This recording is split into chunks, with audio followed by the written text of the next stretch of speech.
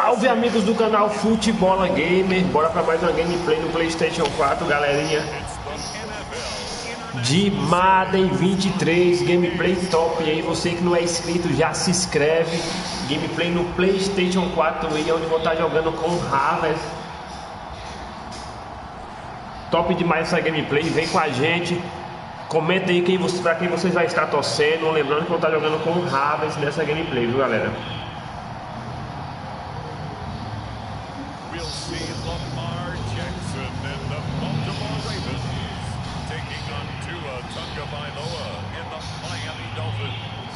EA Sports coverage of the National Football League is on the air.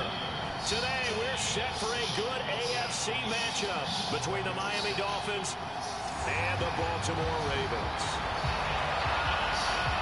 And a welcome in, everybody, with Charles Davis. I'm Brandon Gaudin, and Charles, so much gets made about offensive comparisons. Here's a matchup where the defenses may just take center stage. Yeah, we're usually talking about guys scoring touchdowns. How about the guys who prevent them and change the momentum of the game when they take the ball away? I love those ball hawks in the secondary. People after my own heart. Bora pra gameplay, rapaziadinha. Top demais.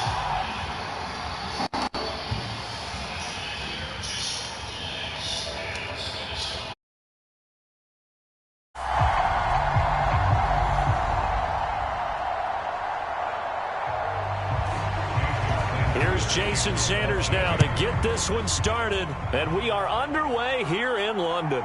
Fielded just outside the goal line. And he'll be tackled just shy of the 25.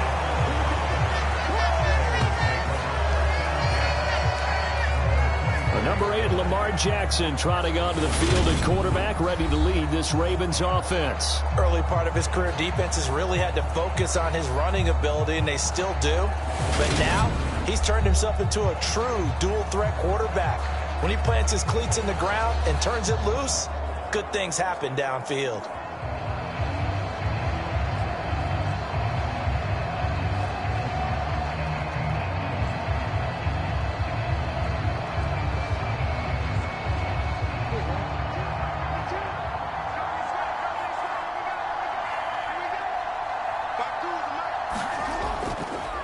They'll start on the ground with Dolphins. And he finds a little bit of room, enough for 4 yards.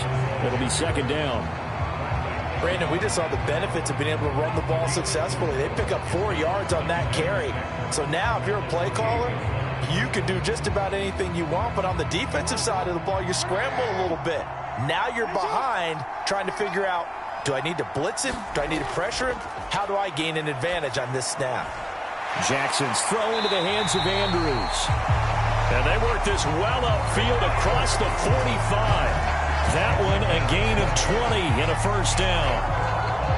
A lot of tight ends just use their size and their strength, try to occupy some space and kind of body people away and catch the football. But not this guy. He's a refined route runner. Makes me wonder if he took some dance classes in his background with his footwork.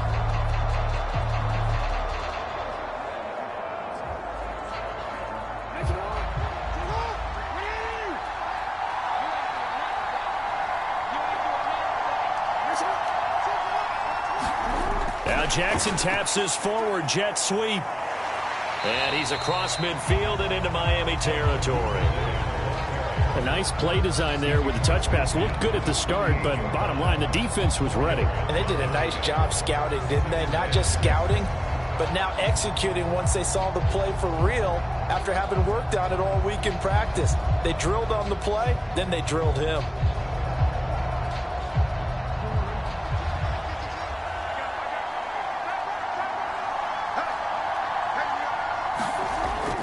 On second down, a run with Dolphins. And he's going to get this one down near the 45-yard line. Well done to sniff that out defensively. He had it diagnosed pretty quickly. I love that description because diagnosed is perfect on that one. Read his keys, made the play, and he couldn't even get going moving the football. In search of 4 yards here to pick up the first down. They'll try to run for it with Dolphins. And a pretty good burst right there as he'll take this down to the 33. That one good for 13 and a Raven first down. That O-line, they cleared a big hole there on that run. The athleticism of offensive lines continues to evolve, and we're seeing it here. Not only are they controlling things right in the line of scrimmage, but they're able to get upfield to get to what we call the second and the third levels. You know, get to the linebacker spot, the secondary spot, getting all the way downfield with their blocking, which helps keep the running back clean. They'll try to continue that trend here this afternoon.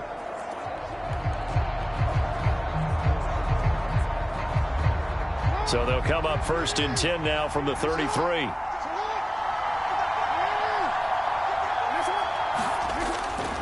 An option handoff here to Dobbins. And that play is blown up, losing yardage back at the 35.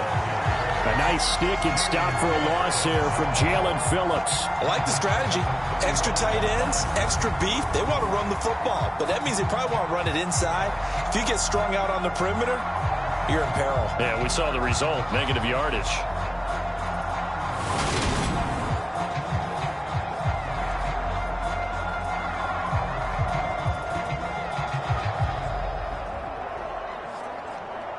That loss of 3, a rare stumble on a promising drive. Here's 2nd and 13. Jackson. And that is incomplete. A lot of force bearing down on him there. He could not hang on. It's 3rd down. It's easy to see when we review this that the ball needs to come out quicker, because if you don't throw it right on the break, you bring a crowd of people into the equation. And that's why it got knocked away there. A long way to go here on 3rd down for the 8th play of the drive. To throw is Jackson. He gets this underneath to Dobbins. And this effort will not get it done. He stopped well short of the 1st down at the 29. That one good for only 6, and it leaves him with a 4th down. How about that strategy there, Brandon? 3rd down. They just said, we've got faith in our tacklers. We'll give you the short stuff, and just decided to protect the sticks. So every time I hear fans telling me tackling's not a part of the game anymore, plays like that, I can clip and save and show them you have to tackle well if you want to be a good defense.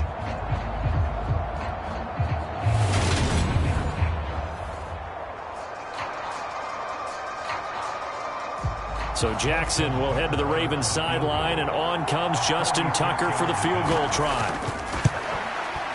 Tucker's kick is good, and the Ravens strike first and 3's in.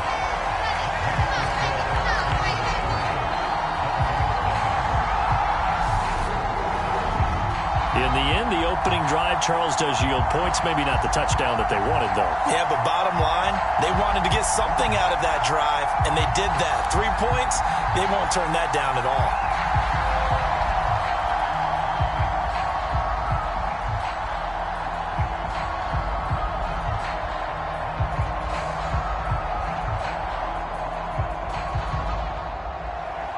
Tucker now following the made field goal, set to kick it away.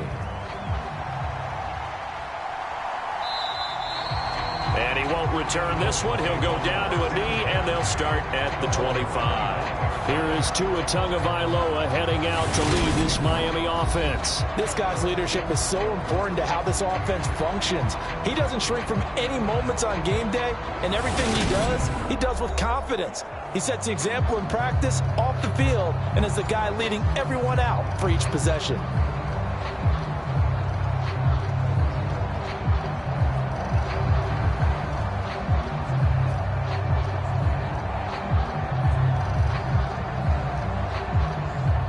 Tagovailoa and the Dolphins come up 1st and 10 at their 25-yard line. They'll come out throwing here to start the drive. Oh, he's going to take a shot right away. And a high throw there as this is knocked away, down to the ground and incomplete. There is something to a game plan with trying to keep a defense honest. With a guy with that type of speed, you do so. Send him deep, try and throw some air under it, and hope you connect downfield. On that play, they run successful. So the incompletion, and now it's 2nd and 10, again from the 25-yard line. Here's Tagovailoa to throw. He's going to go up top again. And this will be caught at the 30. And they're going to move it down to inside the 25. Well, partner, I'm not sure how this drive's going to end, but how about the way they flip field position there? A nice attacking play. They picked up a heck of a chunk of yardage.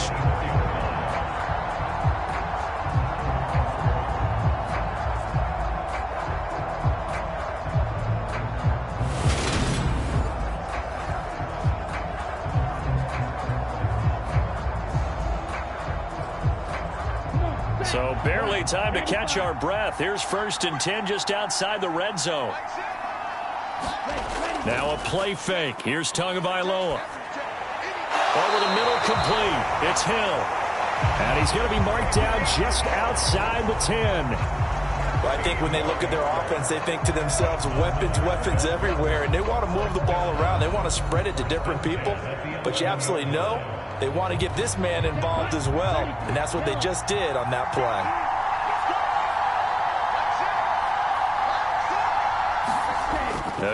He'll throw it with Tagovailoa. And that is incomplete. Oh, the coverage a little too good there, and it's 2nd down. He did a fine job there of not hitting him before the ball arrived, and I've got to tell you, you can often mistime that play because of the angles of approach. When you're going to get him, sometimes you panic as well and think, I've got to be there right now. Instead, in this case, timed it perfectly and knocked it free. So now 2nd and 10 after the incompletion on 1st down.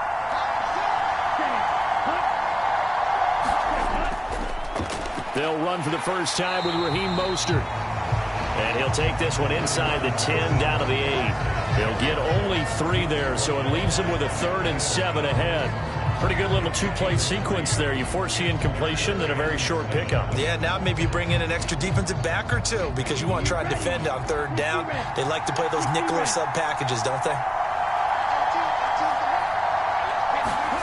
Throwing is Tagovailoa on 3rd down here. And this is going to be intercepted. It's Chuck Clark picking it off. And the Ravens are going to get the football here as the ball will come out to the 20. Definitely not the ideal time to see that mistake, partner, because this is still a one-possession game, and that's at least a field goal that just vanished with that turnover. Now, pressure's on defensively to prevent that pick from turning into points for the other side. Baltimore set to take over here for their 2nd possession of the game. They've got a 3-0 lead and the football as they start 1st and 10.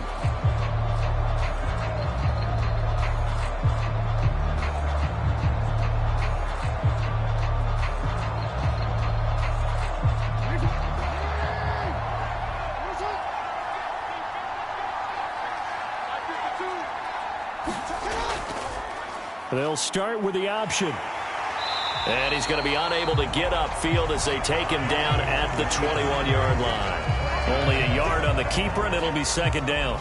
Anytime you decide to use your quarterback as a runner, most of the time when you design a play, you're expected to break a little bit bigger than this one because when you run him on short gains, your risk-reward and him taking hits, I'm not sure that's the payoff they were looking for. They go play action with Jackson. All that gets him is just a yard, and now it's 3rd down. That's an early scramble that can be viewed positively by either side. From the offensive point of view, it begins to establish him as a possibility to keep it on certain plays. And defensively, they avoided giving up a huge play in one of their first tests in containing a quarterback on the run. On 3rd down, Jackson. And that's going to be caught. It's James Prochet. And they'll get it all the way up about 5 yards shy of midfield. 23 yards, the final tally. That's a play that will likely be forgotten when you talk about big moments in this game. But plays like this are critical to keep drives going. And if points result, we'll call this play significant.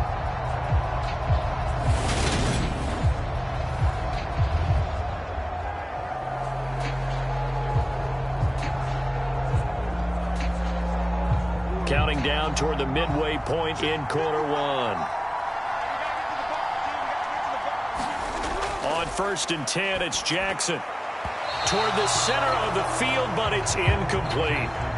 As a corner, you have to be able to run with guys step for step downfield of man coverage and make up ground quickly in zone. You have to put yourself in position to make plays, just like that one we saw there. So after the incompletion on 1st, now 2nd and 10. Throwing is Jackson. Now, a quick throw there going to be batted away and incomplete. Anytime a ball's thrown in the middle of the field that's popped up in the air, I expect someone to catch. It doesn't matter whether it's offense or defense because there's usually a great amount of bodies in that part of the field. In this case, no one came up with it. Now they face a 3rd and 10 after back-to-back incompletions. Jackson will throw again. That's caught inside the 20. And all the way in for a Ravens touchdown. Rashad Bateman, 55 yards, as his guys are able to extend their lead. It took them a while to get their speedster involved, but they found him downfield there. And what we've discovered as we've watched games is the speedster doesn't have to have a lot of catches, doesn't have to have volume in order to have a huge impact on the game. His speed scares the heck out of defenses, and other guys can capitalize. But when you finally hit him and he carries it all the way into the end zone, that's what you're paying him for. That big threat that can make big plays on a limited number of catches. That's how you step on the stage with your first catch. Take it to the house. Tucker able to connect on the extra point, and the lead grows to 10-0. That drive goes 80 yards in 6 plays. And it's Rashad Bateman who finished it all off with a touchdown.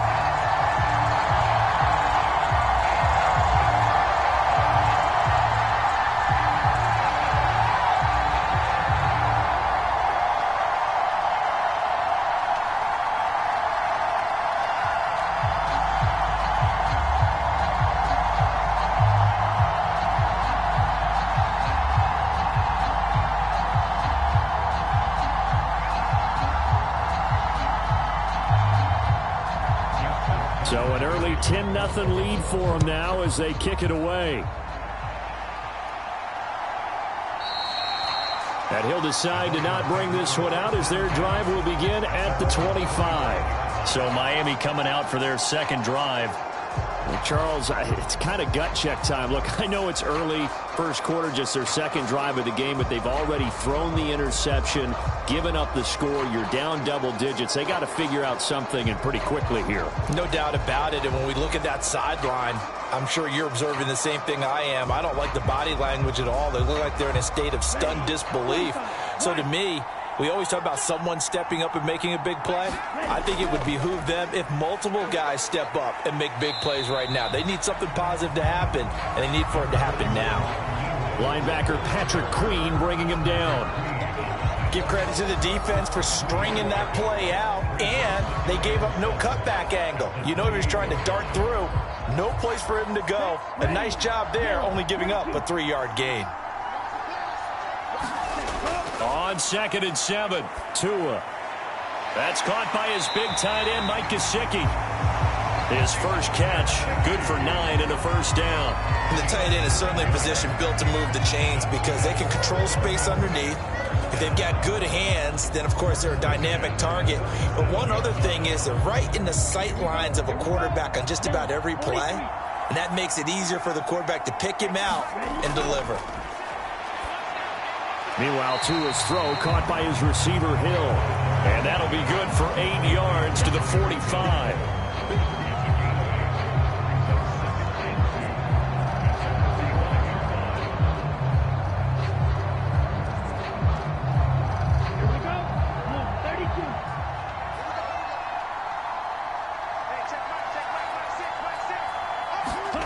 From the 45 on 2nd down, Tua.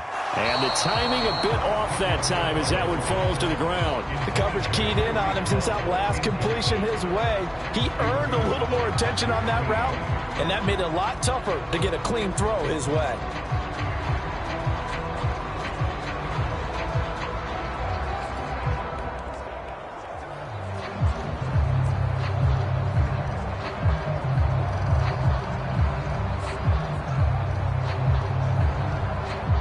After the incompletion, here now, 3rd and 2.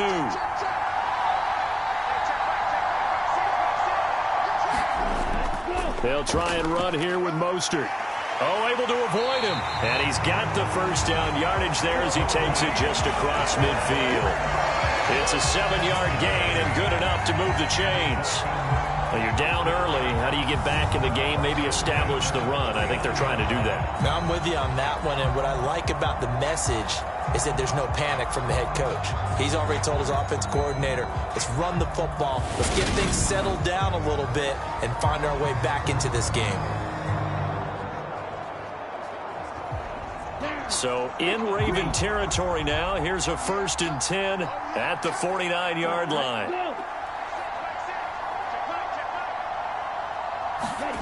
Tua going to throw. He'll swing this out to Mostert. And he'll be tackled on the other side of midfield at the 46-yard line.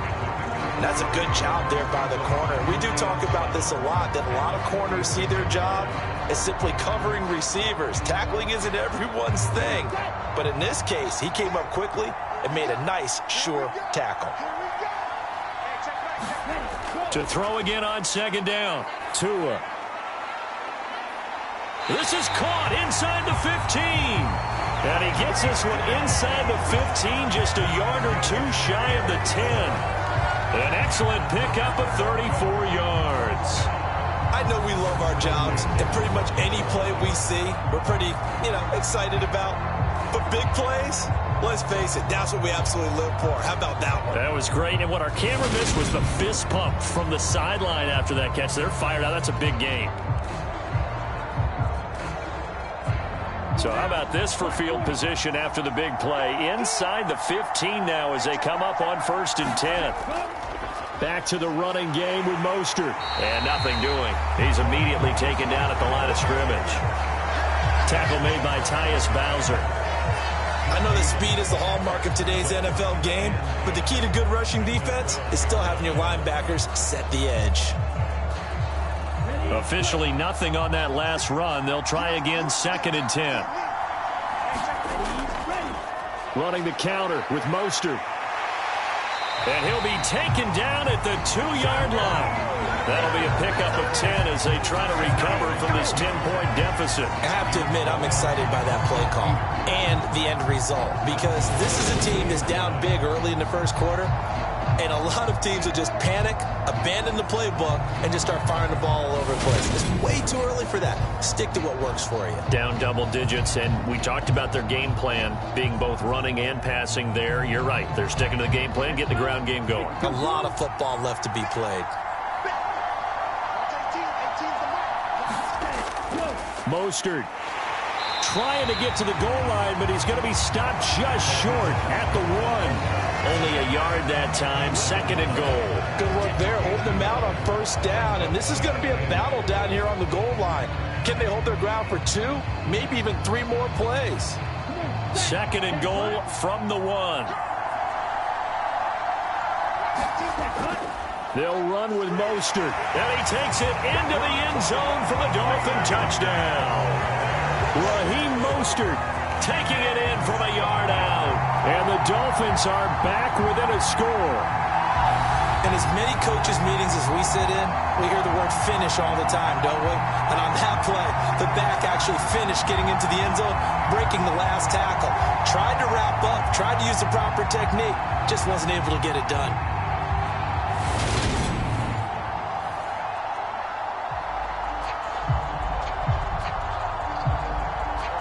Jason Sanders now for the extra point.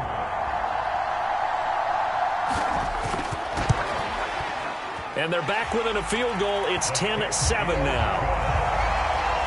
A pretty long drive that time. 11 plays all told. And it was capped off by a touchdown run from Raheem Mostert.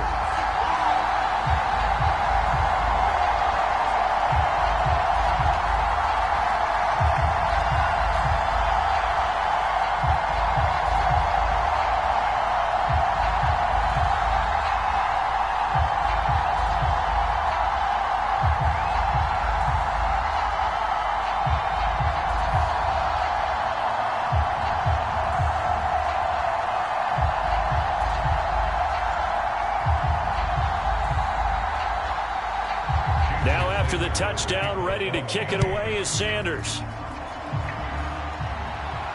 This will be fielded inside the 5. And up to about the 26-yard line, just across the 25.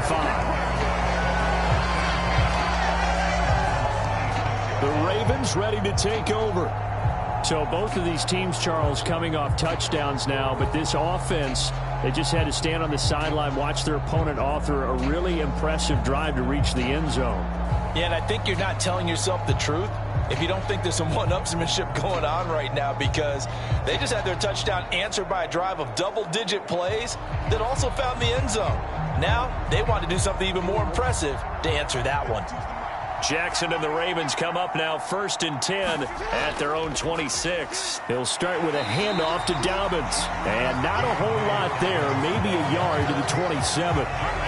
They'd love to just strike back with a touchdown right here, and if it's a long play, so be it. But the main goal, get a couple of first downs, run some plays, run some clock, allow their defense to get a chance to catch their breath, settle down, and relax a little bit after they just gave up a score. Now Dobbins again on 2nd down. A short gain here, maybe a yard to the 29. We talk about defenders, specifically linebackers, keeping their eyes in the right spot. He had that eye down the entire time. And you know that's not easily done because they throw a lot of misdirection at you. They try and fool you and get your eyes in the wrong place. But you're right about that one. He correctly figured that one out and made a really nice play. Here's Jackson to throw.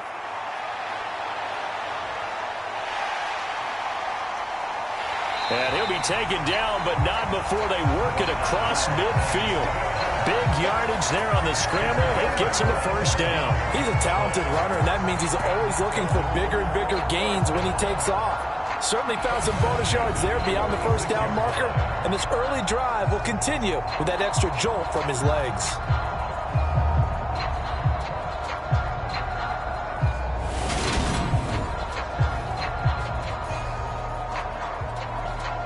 So now 1st and 10 as they've crossed into Miami territory at the 46. Jackson running again. And he's going to get this one down near the 45-yard line. Only a yard on the keeper, and it'll be 2nd down. Typically on the read option play, when we talk about responsibilities, we're talking about what the quarterback has to go through. How about the inside linebacker, though? His job on this play, shadow the quarterback and hold him to a short gain. Did it to perfection. On 2nd and 9, Jackson, a 50-50 ball here, and it's intercepted. Picked up by Xavier Howard. Well, that one was in the air for an agonizingly long time. Just begging to be picked off, wasn't it? It's one thing if you're throwing a ball like that, trying to throw someone open or lead them into an area. But that ball needed to be thrown with a lot more conviction. As a result, it's an easy interception. So now here come the Dolphins. The offense running out, and they are charged up, ready to go after reaching the end zone on their last drive. And normally I'd warn against getting complacent just because they scored the last time out. But I don't think there's any worries with this group right now. This is a hungry group, and they want to keep building off of their last drive. Now they just want the officials to hurry up and place the ball so they can snap it and get back to work. To end the Dolphins now with a 1st and 10 at their own 26. Throwing now is Tagovailoa. That's complete to Mostert out of the backfield. The result, only 4 yards there on the play. And that will bring up 2nd down. And we see another pitch and catch there to the running back. This position just continues to evolve. They become just as critical to the passing attack as a lot of receivers, tight ends, because their ability to make people miss in the open field can really generate big plays for an offense. 2nd and 6. Looking to pass. Tua. On the right side, open is Gesicki. And he slips up past the 45 before being tackled. 2nd catch for him today, and it'll wind up a 1st down. 10-7 our score after 1 right here on EA Sports.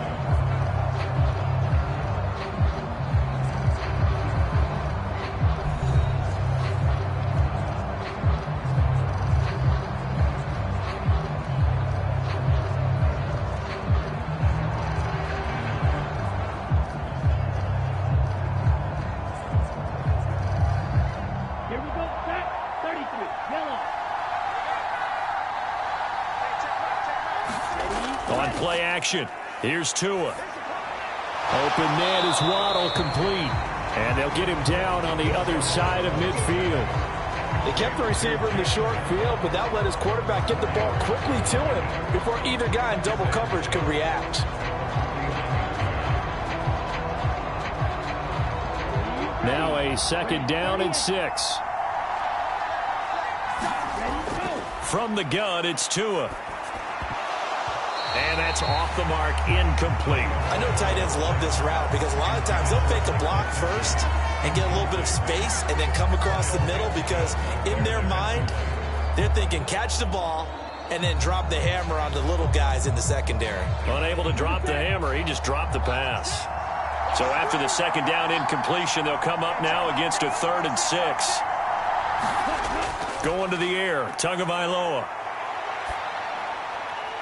Got a man complete to Cedric Wilson.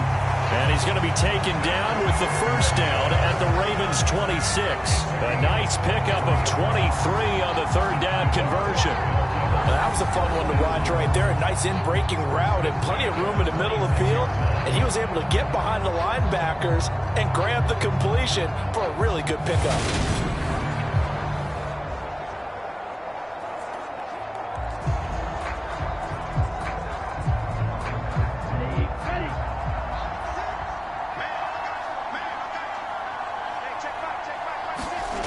Here's Tagovailoa on 1st and 10.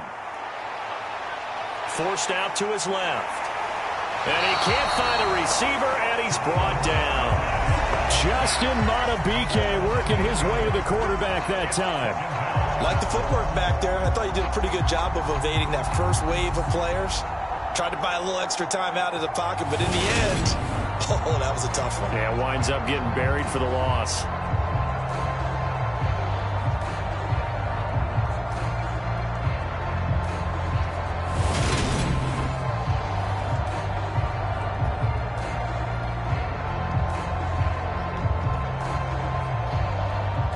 So 2nd and long, and got to be careful not to fall out of field goal range. Another try after the 1st down sack. Tua throwing over the middle, but it's incomplete. Well, partner, guaranteed they approach this play with the idea of making up ground to make 3rd down manageable. Unfortunately, with that incompletion, right back where they started on the last snap. Now they need a big 3rd down play in order to pick up the yardage needed. A long way to go here on 3rd down for the 8th play of the drive. Here's Tua. And that's going to be incomplete. The contact there enough to jar that ball free, and it brings up 4th down. As soon as he leaked out and began his route, someone on the defensive side broke with him and arrived just in time to separate him from another reception.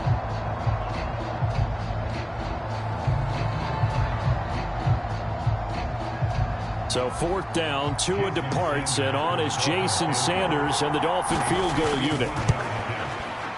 Sanders' kick is good, and that will knot us up at 10.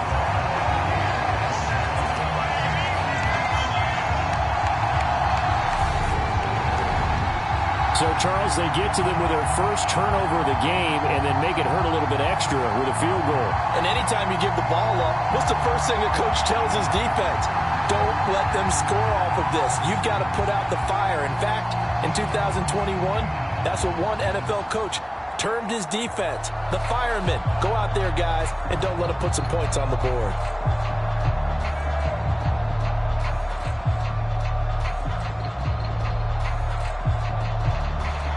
All level now at 10 apiece as the kick's away. From his end zone, here comes Justice Hill.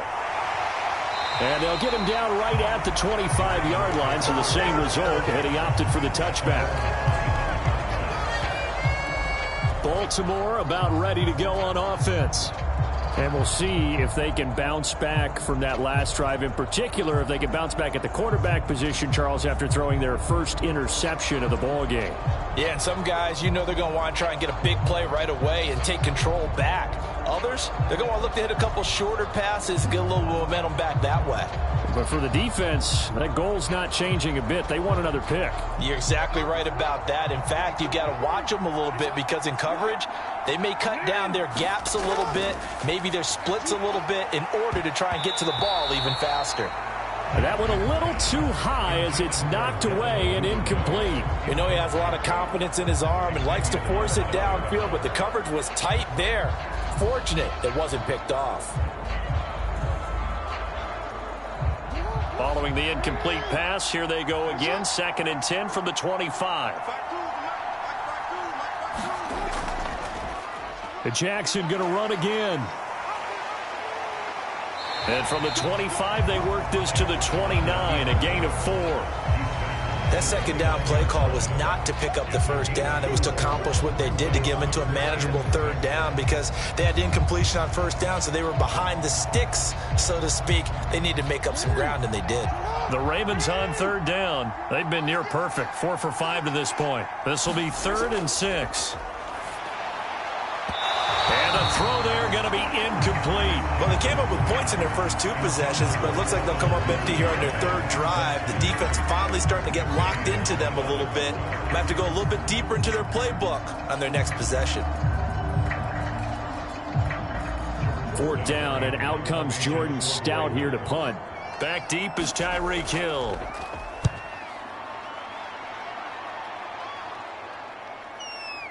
This is taken at about the 14. We'll call that a punt of 54 yards. Well struck. And it'll be Dolphin football. Miami's offense set and ready to go. Last time out, you remember their drive stalled, but thanks to their kicker, booted a long field goal to at least get them 3. Now here they'll try to do better and find the end zone. And in our experience, how much fun is it for coaches to know that they've got a kicker who can nail it from long distance? Now, the hard part is, as an offensive play caller, you don't want that in your head too much where you're relying on it, and he goes out and gets the job done for them. But I'm quite sure he would be content to just kick extra points from here on out. Yeah, absolutely no question. I think his teammates would be okay with him just kicking the extra points as well. Never make the mistake that the slot receivers, especially the little guys like we're watching here, are just quicker than fast. A lot of them combine quickness and speed, and they catch a lot of footballs, as we just saw there. A good gain on 1st has him set up with 2nd and just a couple of inches now from the 29.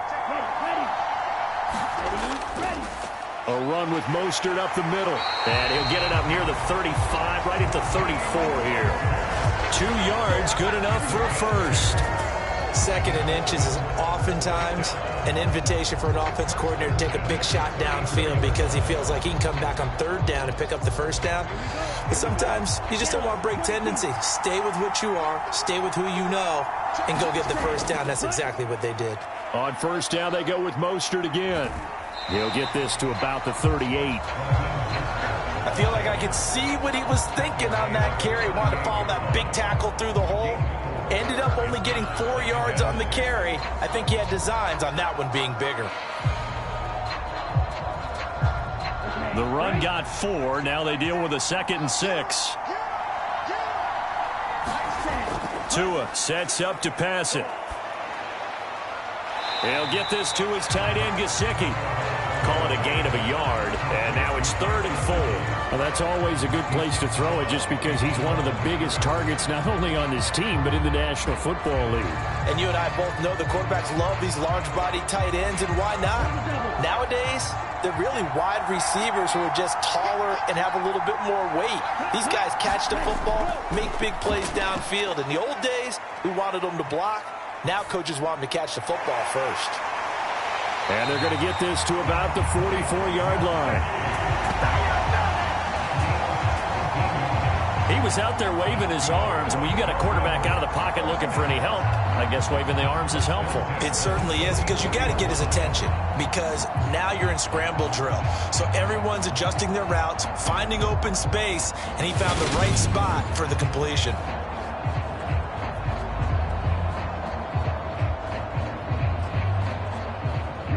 So in Raven territory now. Here's a 1st and 10 at the 44-yard line. Now Tua. Over the middle, he's got Gesicki, the big 6'5" tight end. They'll go for a gain of 7, and it's 2nd down. I know the halftime's approaching, but I don't think he's going to want to take a break. That's his 5th catch. Yeah, they've really been targeting the tight end.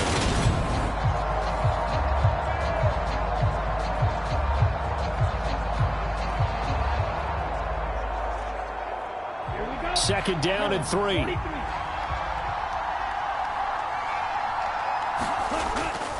They run out of the shotgun with Mostert. And he's going to get it down to the 33-yard line here. 4 yards the pickup, 1st down. Now that's the way to do it. Hand it to someone with vision and good footwork and add a little bit of power, and you find a way to pick up 1st downs. So they'll come up 1st and 10 now from the 33. They're going to look to throw. Got his man complete over the middle. It's Wilson. And they'll work this down inside the 30.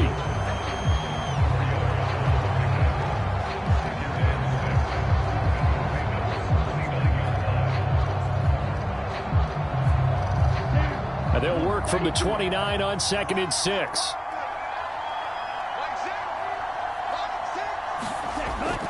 From the gun, a run with Mostert. And he's able to work his way down inside the red zone to the 19-yard line. 45 yards rushing for him now as he's run it 11 times. Well, if they continue to run the football this strong, right up the middle, I don't know if they can wait till halftime to make adjustments. They better find a way to get it done series to series. I don't know if they need to sub some guys out, bring in extra people, maybe change what they're doing on the defensive side of the ball. But right now, they're running the ball very well right out and right up the middle. So here's a 1st and 10 now down inside the 20. From the red zone now, they'll look to throw. Throw left side here, complete to the tight end, Gesicki. And he's tackled a yard short of the marker. Good gain of 9 on 1st down. Nice rhythm throw there on 1st down. He located his tight end, made it a nice, easy pitch and catch. Hoping he can break a tackle or two. Wasn't able to do that there, but still good yardage. Ball resting on the 10-yard line. It's 2nd and 1. Up the middle they go with Mostert. 4 yards on the play, and that leads to the 1st and goal. Well, that was a unit that understood exactly where the 1st down marker was, handed it to their guy who could run it, created some space, and he got there.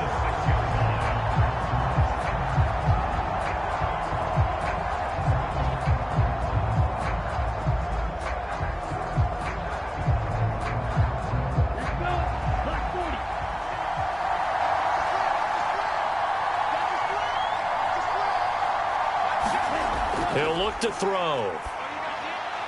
Nothing open downfield, so he'll throw it away.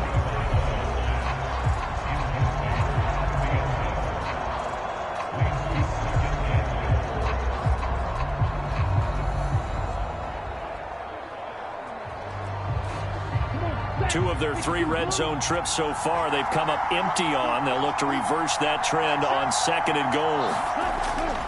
They'll set up a throw. He's got it. Touchdown, Dolphins. Tyreek Hill on the touchdown pass from Tua. And the Dolphins have moved out in front. And in the red zone, I guess this is why you have a guy like that on your roster. Without a doubt, and if you have him, you use him because he's a guy who's going to win just about every time. I don't care what the coverage is.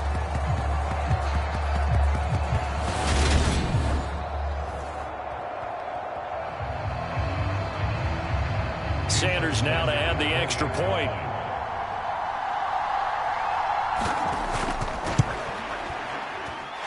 He's got it as they go up by a total of 17 to 10. So that drive spans 13 plays. And it ends with a touchdown pass to Tyreek Hill.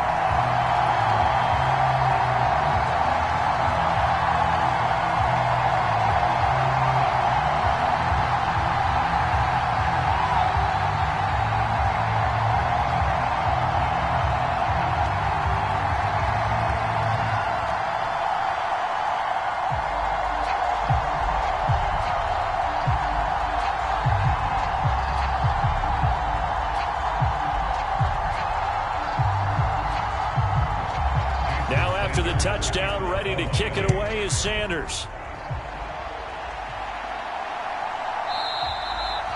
Hill going to think better of bringing this one out, and the drive will start at the 25. And Baltimore's offense set for this next possession. They find themselves down 17-10 as they come up on a 1st and 10.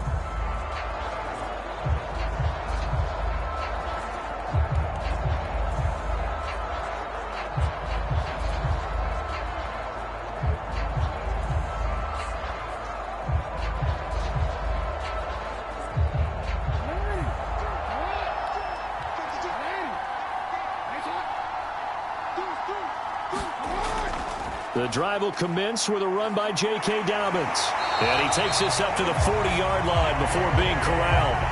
15 yards is the pickup there, and the drive starting very nicely. 1st down. I don't know what this says about me, but I love successful runs up the middle when the blocking is so well executed like that. And it doesn't matter whether it's zone blocking, whether it's a power scheme. When you have a blocker on a defender, and then the running back can read it, find the proper hole, and just go, sometimes a thing of beauty. So quickly all the way up at the 40-yard line.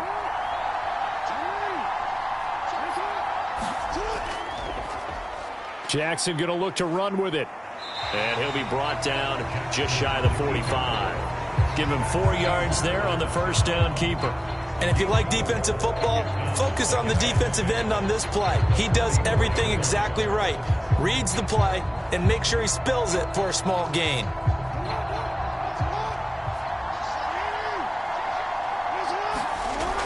Jackson on the give to Dobbins. Only a yard on the pickup there, and it'll bring up a 3rd down. Just not a whole lot of room to operate there on that carry. No, not at all. They did a really nice job staying in their proper places and not allowing any lanes to open up. This offense so far on 3rd down, they've converted 4 times out of 6. Not bad.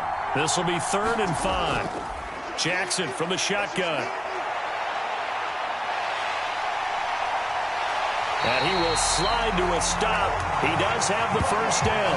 Give him 22 there on the 3rd down conversion. Well, we've seen Jackson already have success in the first half running the football, and he gets good yardage on the ground again there. I mean, I know it's a $64,000 question, CD, but how do they contain him better?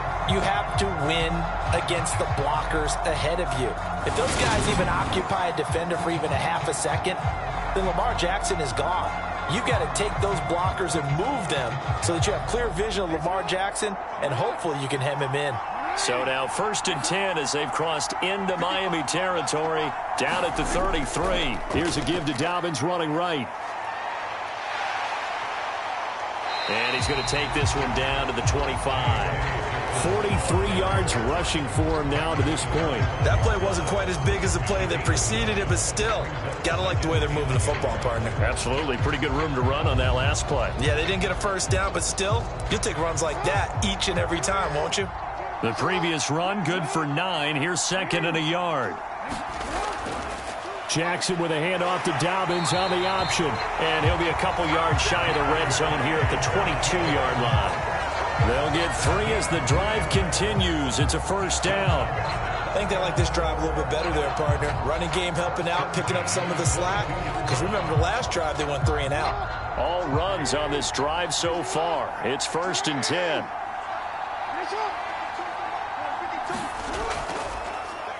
Jackson going to look to do it himself.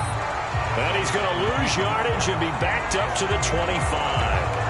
2 yards the loss, 2nd and 12. Well, they've had success on the ground on this drive, and that makes the defense more likely to overcommit to stop the run as they did on that play. But keep in mind, it makes them susceptible to play-action passes as well.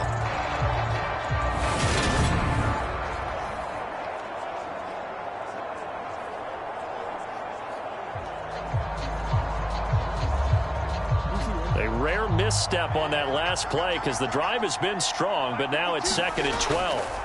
And now Jackson will look to throw it. On target to it. And he fumbled it. It's on the ground. And this is picked up by the Dolphins.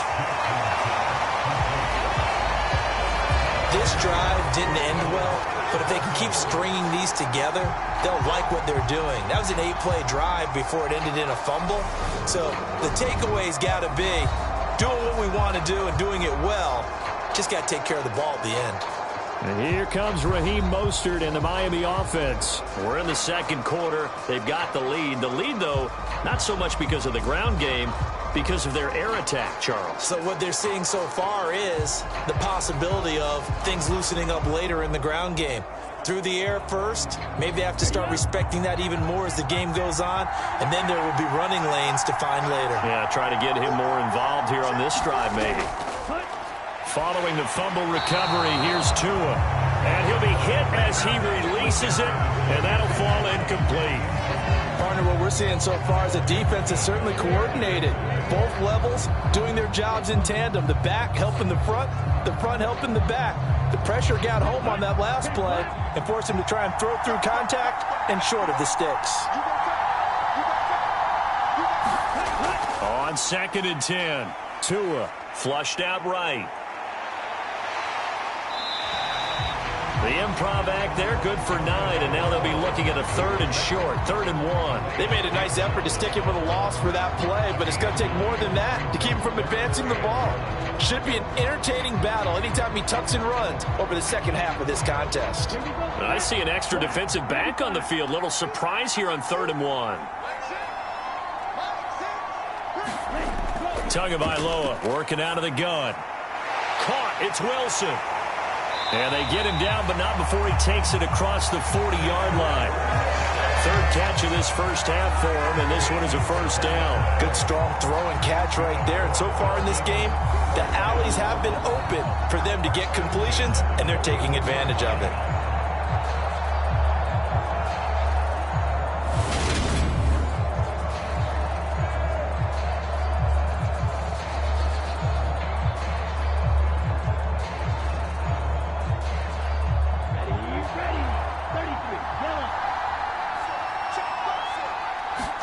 Setting to throw on first down is Tua. They complete it to Hill. 1:58 left to play till we hit halftime.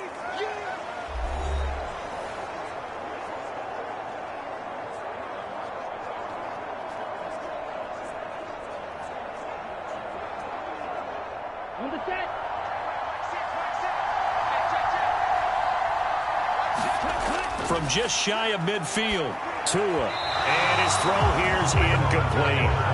He was looking for Tyreek Hill that time, and it's 3rd down and 2. Looked like he had a couple of different options as far as who to throw to on that play. And who am I to say this, but I'm not sure he made the right decision. Well, the window of opportunity is always going to be small in the NFL.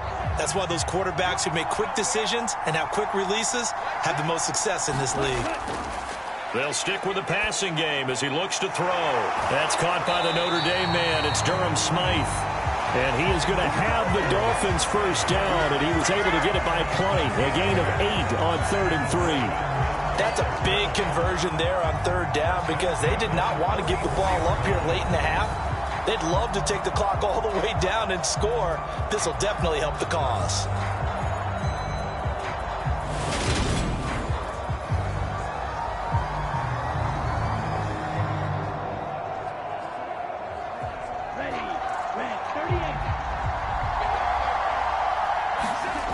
On first down, Tagovailoa. On the throw, led him too much that time. It's incomplete. Nice progress down the field was halted by that incompletion. They could try for some safe yards here to get things moving again, or keep throwing it and pushing it downfield to try and pick up bigger yardage. After the incomplete pass, here now is 2nd and 10. They'll look to throw again. That's caught. Waddle on the left side. And he'll go out of bounds after taking it a little further down inside the 40. 5 yards. Now it's 3rd and 5.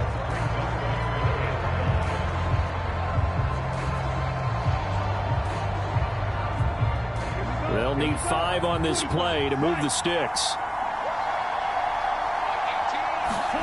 Tua setting up shop to throw again. He's got Wilson, middle of the field. And he's going to be taken down with the first down at the Ravens' 29-yard line. They picked up 5 yards last time. Now they double it and get 10 here. And with that completion, he's now north of 200 yards here in the first half. Boy, a tough start for the secondary defensively. It is, and it's got to put a dent in their confidence. And, you know, you always want to keep that up and feel like you can always bounce back after plays. But with the kind of numbers he's putting up here, it's starting to wear on them a little bit, I think. So they're looking at each other and trying to figure out what defense will work and how can they play better without getting beat deep for big passes. Now the Dolphins going to burn the first of their timeouts as they'll stop it with just over a minute to go before halftime.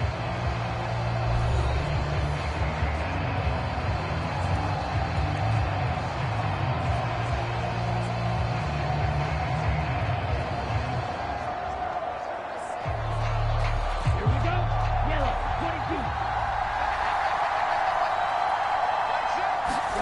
22. Tua now on first down. And that one going to be off target and incomplete. What will look like a march to the end zone is hit a momentary roadblock with that incompletion. No need to panic. They just got to come up with a high percentage play call and see if they can get their offense back on track.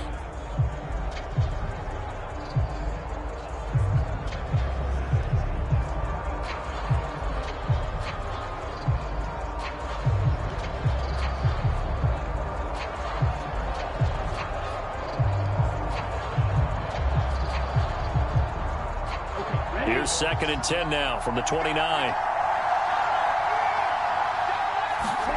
And again, it's Tagovailoa. That one complete to Hill. The Dolphins going to take their second timeout as they get the stoppage with a little over 50 seconds to go in the first half.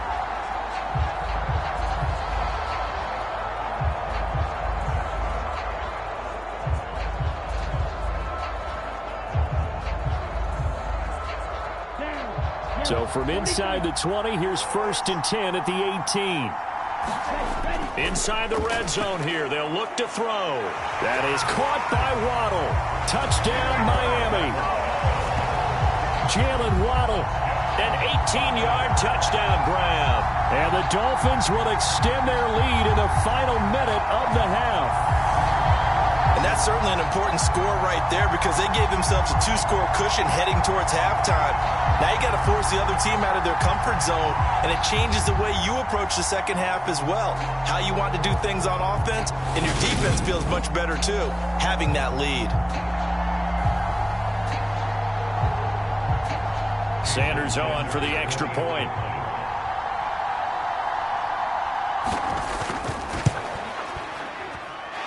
And the lead is up to 14.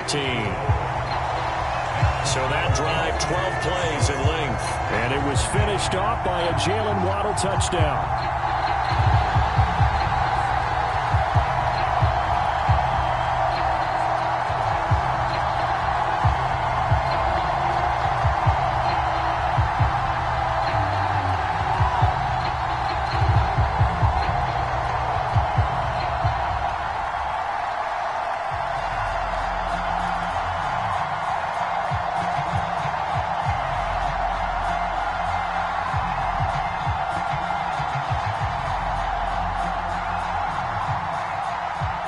Now after the touchdown, ready to kick it away is Sanders. This taken in at the goal line.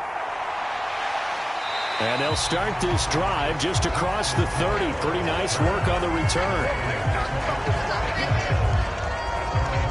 The Raven offense going to take over late in this first half. Well, not much time remains here in this first half. We'll see if they can get something out of this drive, at least a field goal. They could certainly use it, down by 2 scores.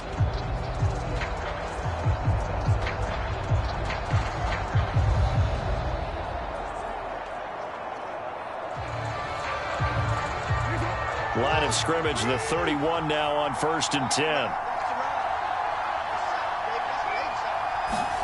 Jackson now. He'll swing this out to Dobbins. And they get him down, but not before he takes it across the 40-yard line. Now the Ravens going to use one of their timeouts as they stop it here with just under 40 ticks to go in this first half.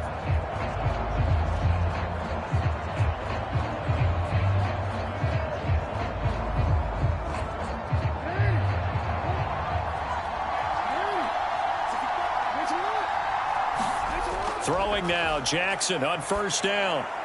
That's complete to his receiver, Bateman. Now another timeout called for by the offense as the clock will stop with 34 seconds to go before halftime.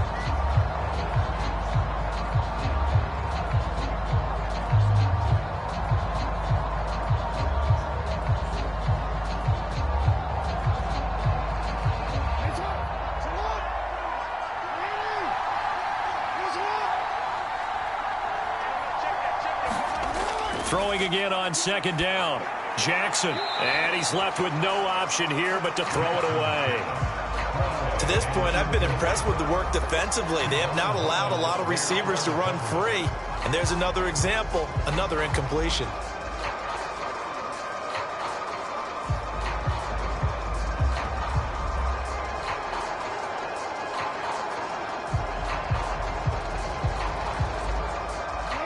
An incomplete pass on that last play, and that means they'll need to come up with something here on third down.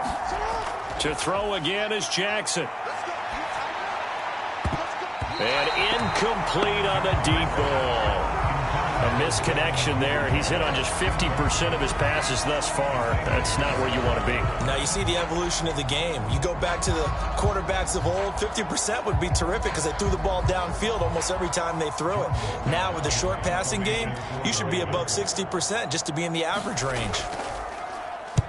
And on fourth down, on is the punt team sending this one away. Oh, and what a play on special teams here. This is going to be down inside the 5, all the way down at the 2-yard line. And he's got to be fired up about that effort. I don't think he could have walked down and placed it any better than where he ended up putting the football. That was excellent. And the Dolphins with one final possession here in this first half. And with a 2-score lead already, they may just look to get this thing to the locker room.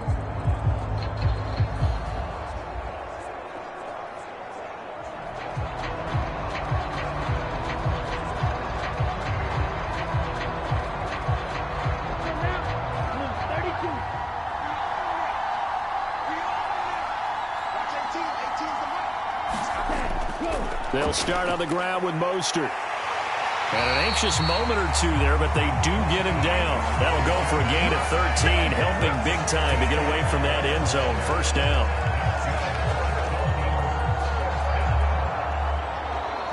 So we've reached halftime here on New Year's Eve. As it's time now to send you back stateside to Orlando, Florida, and check in with Jonathan Coachman at our EA Sports Halftime Report. Coach. Okay, Brandon, thanks very much, and welcoming everyone to our downtown Orlando studios in this EA Sports Halftime Report. This one has certainly been one-sided to this point. It's a 2-touchdown difference as the teams have already come back out onto the field for the second half. So let's get you back out as well to Brandon Godden and Charles Davis. All right, Coach, thank you very much as we welcome you back for quarter number 3.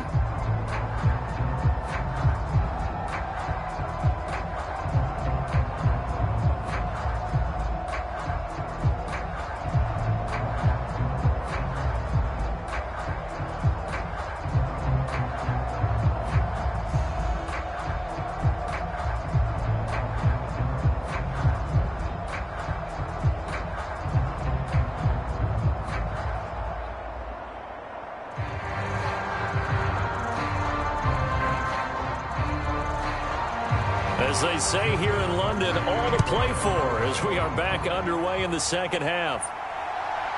From a yard or two deep, here comes a return.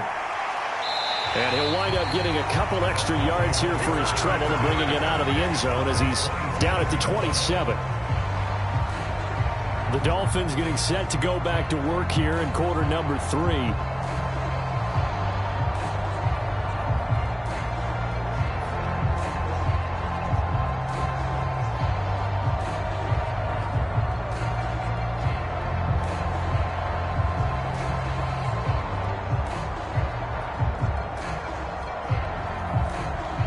Tagovailoa and the Dolphins come up 1st and 10 at their own 27.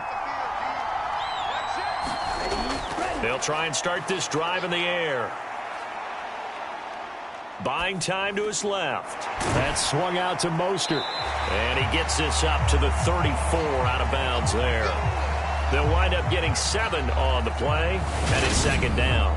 Just about every quarterback is trained to really look downfield first before you come back and make a nice, safe throw. And in this case, that's exactly what he did. Found his running back, let him create some space, and it turned out to be a nice play for the offense.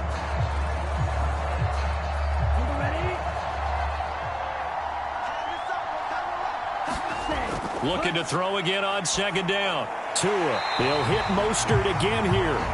And he'll be brought down right around the 37. 4 yards the pickup, first down. That was a pretty favorable situation there. What would you call that? Second and manageable? Smart play, too. Didn't force it downfield when he didn't have it. Just checked it down, let him get the first down, and that's exactly what he did. Tua now on first down. This will be caught. It's Waddle. And he's going to get this all the way down inside the 35. That's good for 28 yards. I'll tell you what, a lot of those mid-range throws have been available because sometimes teams get too concerned about the deep ball and they leave too much space in front of them. And these guys have been taking advantage so far.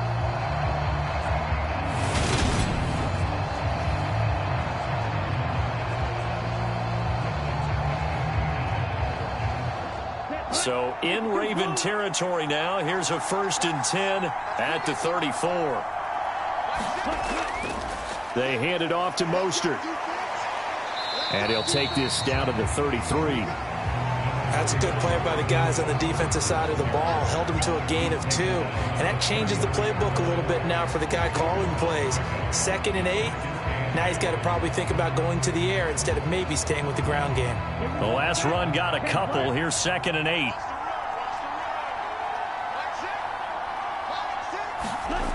Here's Tagovailoa to throw.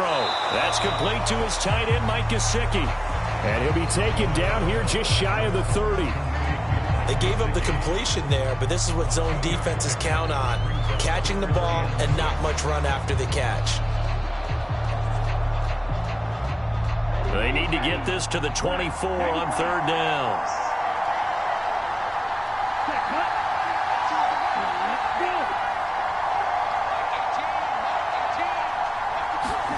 Tua going to throw. And that is incomplete.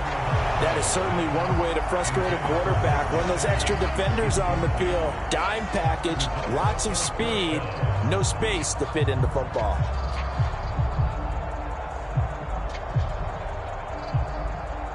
So 4th down, Tua departs, and on is Jason Sanders and the Dolphin field goal unit.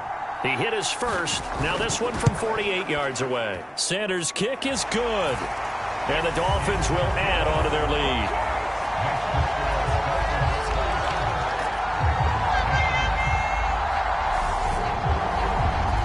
Well, they picked up right where they left off in the first half. First drive after the break, they come away with 3 and increase that lead. Yeah, and you just want to keep building on that lead, don't you? Whether it's 6 points or 3 points, take everything you can get, keep maneuvering, keep adding to it, keep making it difficult for them to come back.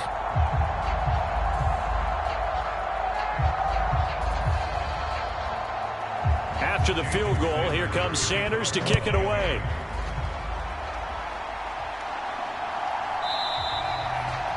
Hill going to sit on this one, and it'll come out to the 25.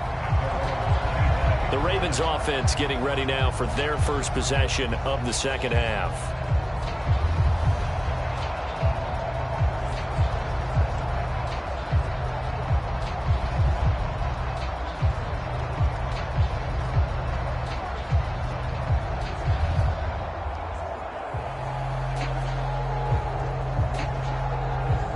Jackson and the Ravens come up now 1st and 10 at their own 25-yard line.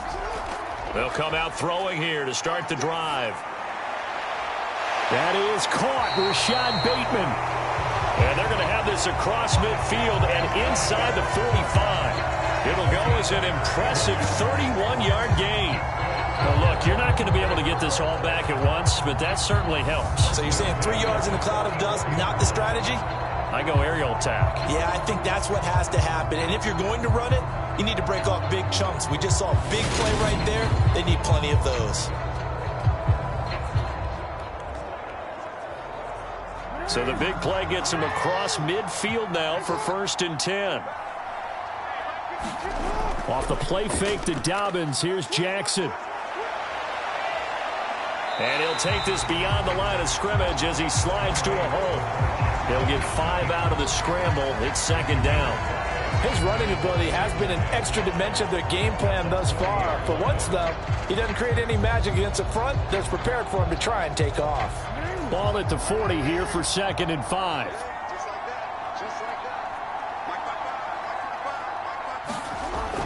Jackson.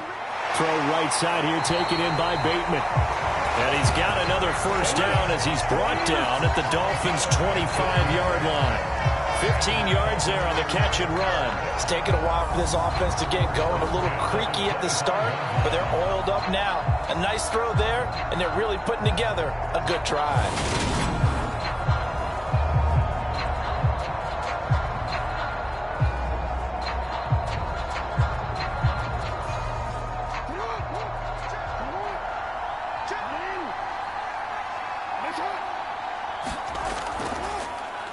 They run the option here on 1st and 10. And he'll be taken down near the 20 at the 21. Give him 3 on the keeper there, and it is 2nd down. Well, that's not a run that's going to make any of the highlight tapes, but they've been moving it well all game on the ground. This is another one that keeps them moving forward.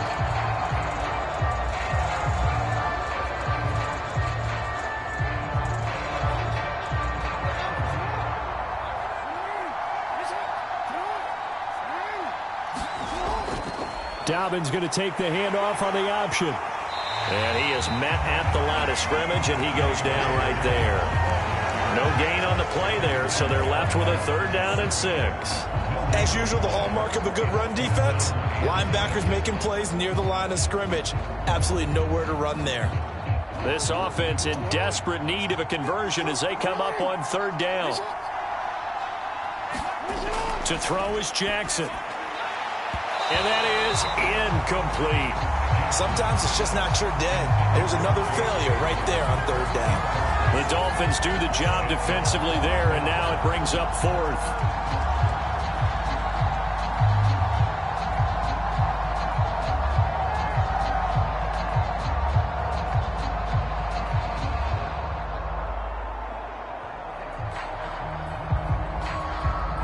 So Jackson will head to the Ravens sideline, and on comes Justin Tucker for the field goal try. He hit his first, this one from 38. Tucker's kick is good, and that will close the gap down to 14.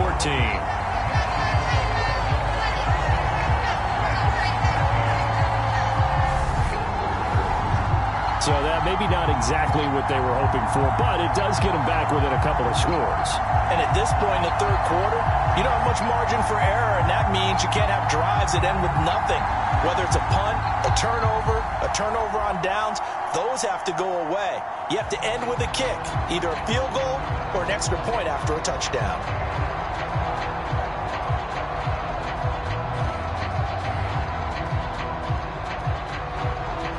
Tucker now following the made field goal, set to kick it away.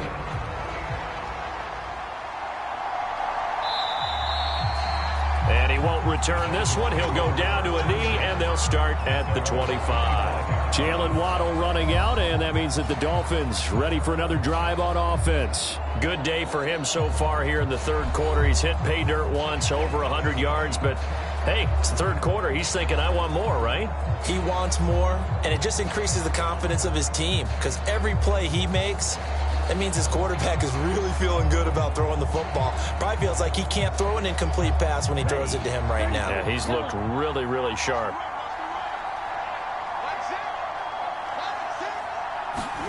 Now a play fake. Here's Tagovailoa. And that is incomplete. He couldn't hold on through the contact. Brings up 2nd down. Well, so much for getting separation. No chance there. Locked down tight, forcing the incompletion on that attempt.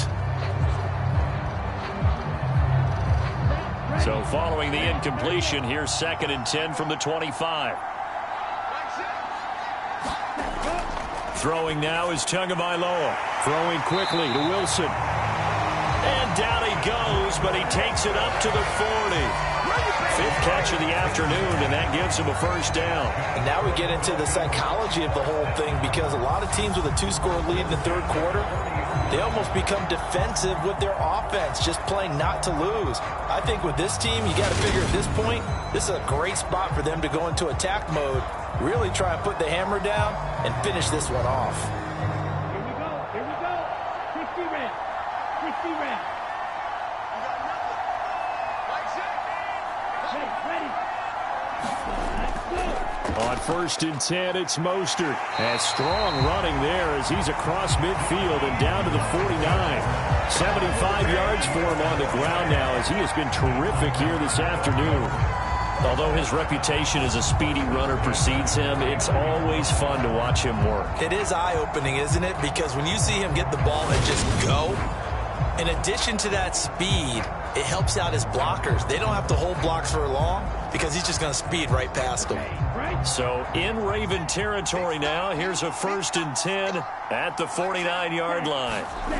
Going to the air, Tagovailoa. On the right side, open is Gesicki. And he's got this down a yard or two shy of the 40 before he's out of bounds. That'll give him 8 that time, and it'll be 2nd and a couple. And he's the epitome of what we call the move tight end, a guy that you can line up anywhere, in the slot, out wide, in tight, doesn't really matter because he has such great skills. You want to utilize him in all aspects of your passing offense. And there he was in the slot for the catch. There goes a deep ball, end zone. And it'll be intercepted. Picked off by Marcus Williams. And the Ravens are going to take possession here. It's a touchback, and they'll take over at the 20-yard line. Well, they tried to take their shot right there, but the ball hung up a little too long, and it's intercepted. And when you describe trying to take their shot right there, usually the ball has to be thrown out a little bit more of a line. You just mentioned it. The ball hung up there. The reaction time of the defenders, they win the day and intercept it.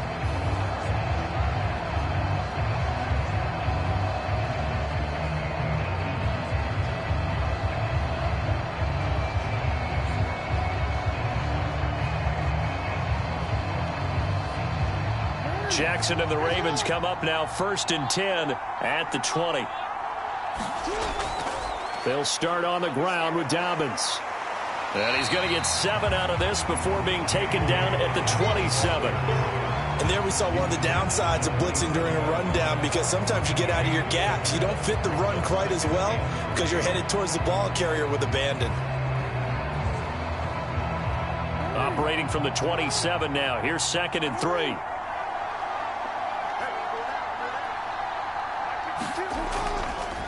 They'll go with the option, coming right.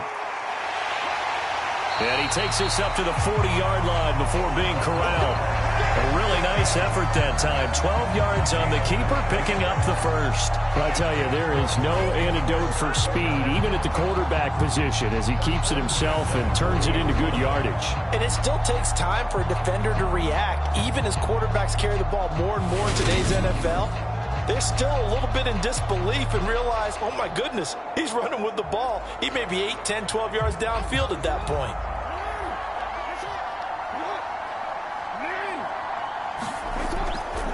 On 1st and 10, it's Dobbins. And good vision there as he's across midfield and down to the 45-yard line. Another nice gain, 16 yards there and a first down again.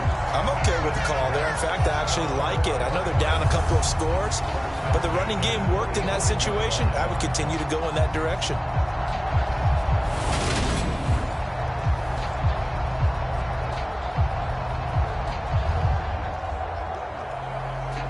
So now 1st and 10 as they've crossed into Miami territory at the 45-yard line. From the gun, it's Jackson. Flush to his right. And the tackle going to be made at the 38. You know what I like about that play? He didn't try to do too much on first down. He took what the defense gave it, put together a solid game to bring up 2nd and manageable. Now they have a couple of plays to pick up just a few yards and a new set of downs.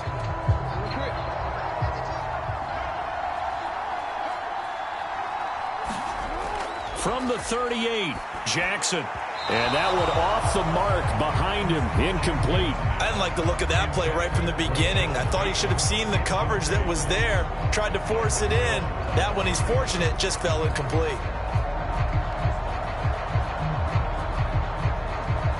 This offense in desperate need of a conversion as they come up on third down.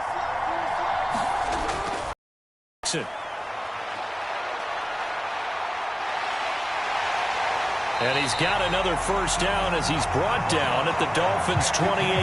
Give him 10 yards on that one, and that'll earn him a fresh set of downs. He certainly isn't looking at the scoreboard out there because, to me, all he's concerned about is analyzing the field and making most of the time left in this game. Deficit's still there, but he's starting to hit them with some big plays.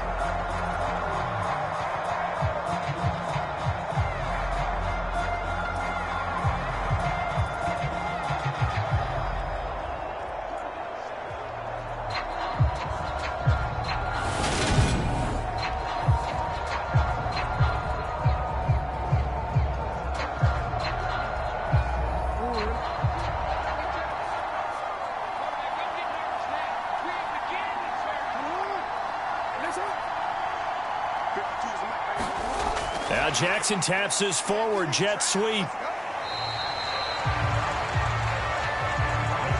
That's a nice job there defensively, being able to diagnose that little touch pass. They saw it coming, converged on him before he could get much out of it.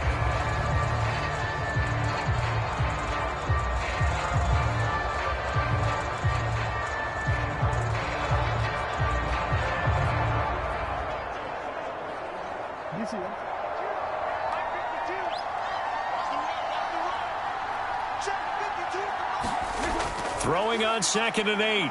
Jackson. And he's going to lose a yard or two. Taken down behind the line. It's a loss of a yard, so they'll wind up crediting him with a sack, and it brings up third down. That time, finally, a measure of revenge as they get him down behind the line. It almost felt like relief, didn't it? Because with the success he's had throughout this game, you'd almost expect him to get free and pick up 10 to 15 every time he takes off. Not in that case. That has to feel good for the defense.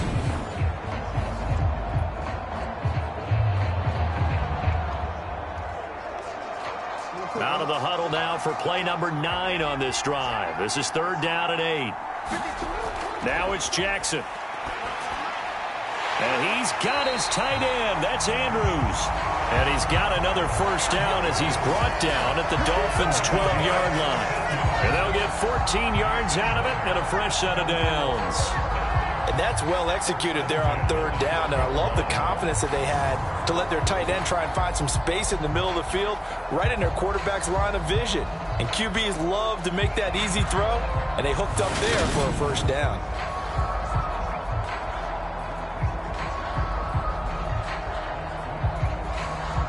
From down at the 12, it's 1st and 10. Option play, and they'll hand to Dobbins.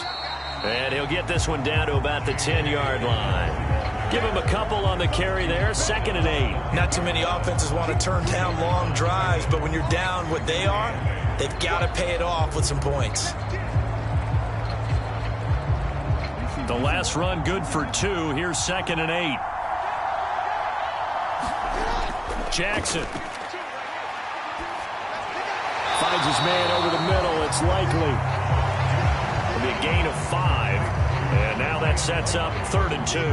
I know sometimes we can get fooled when we watch him make catches, as we just saw him do there, because he really looks like a wide receiver the way he goes about his business. Yeah, 230, 240 range. Yeah, not super huge.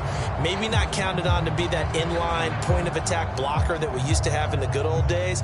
But you can flex him out. You can run wide receiver routes with him. You can make him a primary target, and that's how he'll shred a defense. They'll come to the line, needing only 2 yards to gain the first here.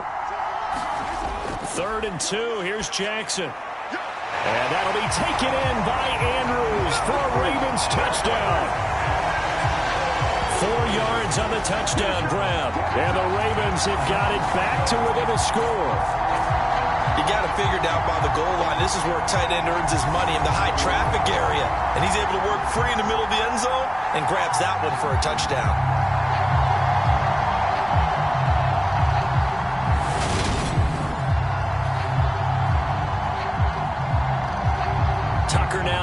point after.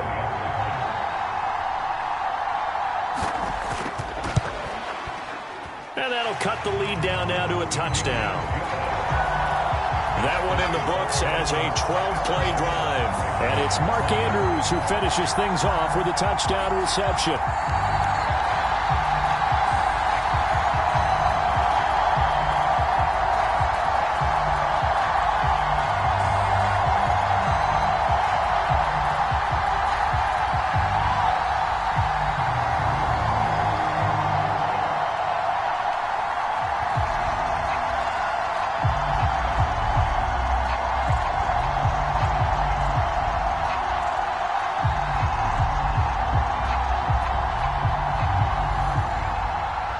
Tucker now to kick it away following the touchdown.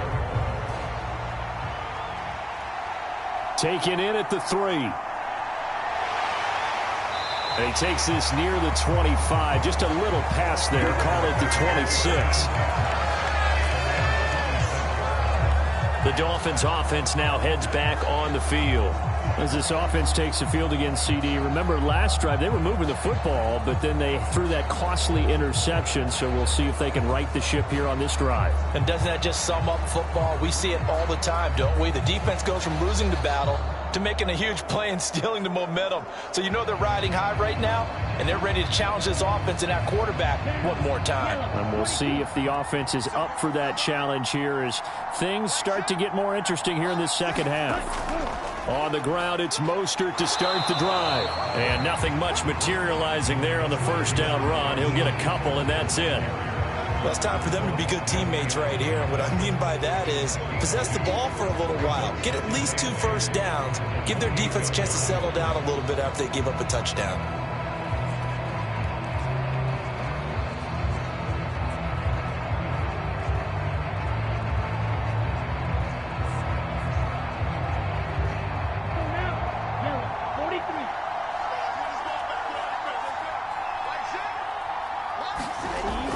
On 2nd and 8.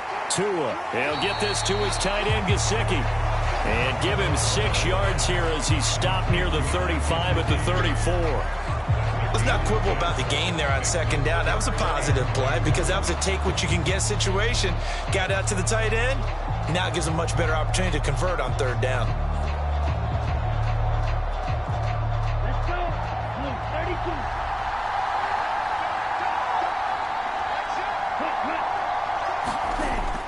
They'll try and run here with Mostert. And he won't be close to a first down as he runs into a wall right around the line of scrimmage. No gain on the play there, and it'll bring up 4th down. They've called his number a lot this afternoon. You wonder how much tread is left on those tires. We certainly do, but I always think back to one of my favorite coaches in the NFL. And he used to have a meeting with his running backs every year in the offseason and say, look, as many times as you're going to carry the ball, you should be able to carry it one more time, so make sure you get in shape.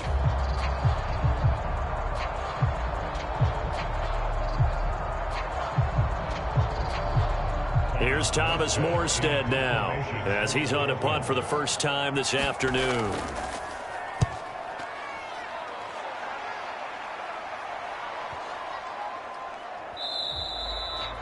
And that hits at the 6 and carries into the end zone for a touchback. The former Minnesota Golden Gopher Rashad Bateman leading this offense back onto the field. And I know that they've double-teamed him a couple times, but not a ton. Whatever they're doing isn't working. He's up over 100 yards. We'll see how they adjust. And when they do that, they weaken their defense in other places as well. And how many times have we done games where we've seen a guy have a big game like this, but it's usually not by himself, is it? Right. Usually it opens it up for other people to have big games as well. Jackson and the Ravens come up now 1st and 10 at their own 20-yard line. And from the shotgun, he'll throw. Slings it to Andrews, and it's complete. The tight end has it. And he'll go down at the 26 following a gain of 6. That's a staple of this offense. Drag route to the tight end. Yeah, he was unable to use his size to break off much more yardage after the catch, but still an effective gain nonetheless.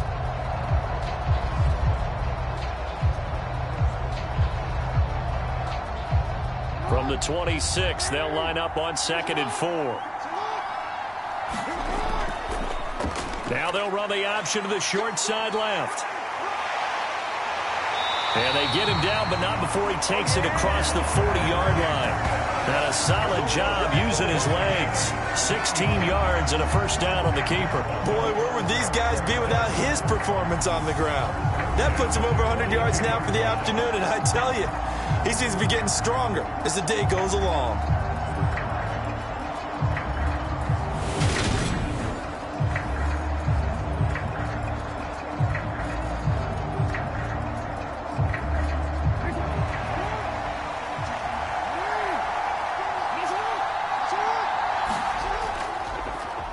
Jackson going to hold on to it again. And he takes it past the 45 and down at the 46. Give him 4 yards there on the first down keeper. 3 quarters have come and gone. We'll return with more after this. This is the NFL, and it's on EA Sports.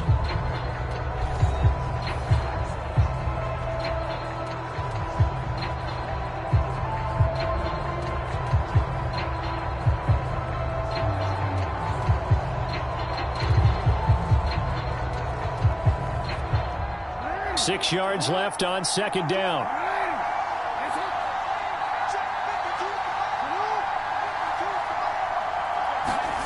Now Jackson taps his forward jet sweep, and they'll get this just to the 47. 1-yard gain.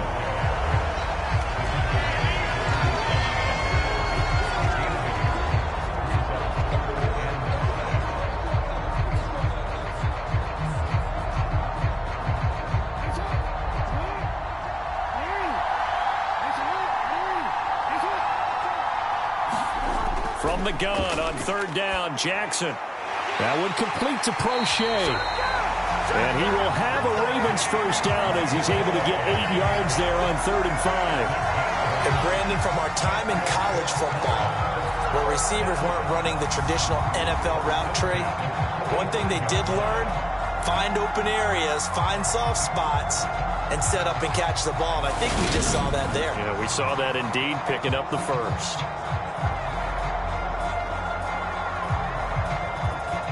The drive continues as they search for a tying touchdown. Here's 1st and 10. Jackson going to give this one to Edwards. Jerome Baker there on the tackle. If you're a coach, you'll absolutely take that run every time on first down because it really sets you up to go in a number of directions here on second. The first down run got 5. Here's 2nd and 5. Here's Jackson. Looking for Bateman. He's got him complete. And he's got another first down as he's brought down at the Dolphins' 27-yard line. 12 yards to pick up there. Good for a Raven first. I like the design that we're seeing right there. This is what they need. Down by a touchdown here in the 4th. They just need to keep working their way downfield. And when they see openings, take their shots.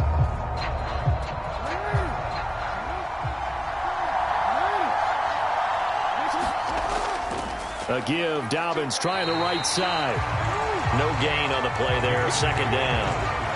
On that play, it was the defensive front that won the battle. They out-leveraged the offensive line, got into the backfield, and held them to no gain.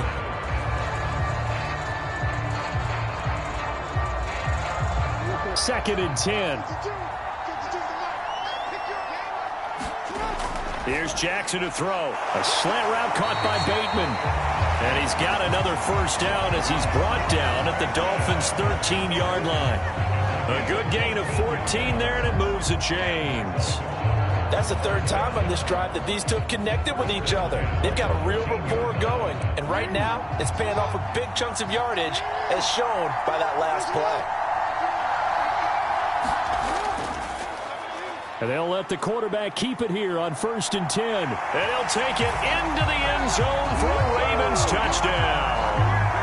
Lamar Jackson, a 13-yard touchdown run. And the Ravens are an extra point away from tying this game here in the 4th. Well, that was all Lamar Jackson all the time on that drive, both through the air and in the end with a touchdown run. Yeah, how about him doing things a little bit on the reverse side there, Brandon, because he softened him up throwing the football and opened up the running lanes. And when he gets a little bit of a sliver, he's gone. And that's exactly what he did there. Don't forget the extra point. It's up and good. And we are tied here in the fourth quarter. So that one a pretty time-consuming 10-play drive. And it was capped off by the touchdown run that came from Lamar Jackson.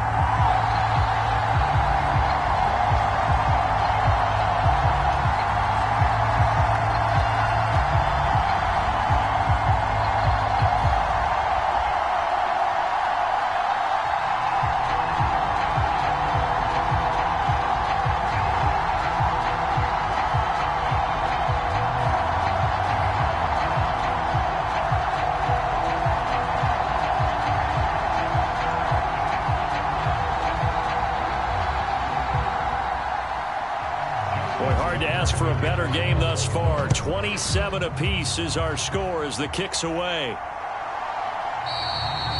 And this will be a touchback, so they'll bring it out to the 25. Out comes the Miami offensive unit now. They get set to take over. They no longer have the lead after that last touchdown, all tied up in the fourth quarter, and a chance for this offense to mount a potential game-winning drive right here.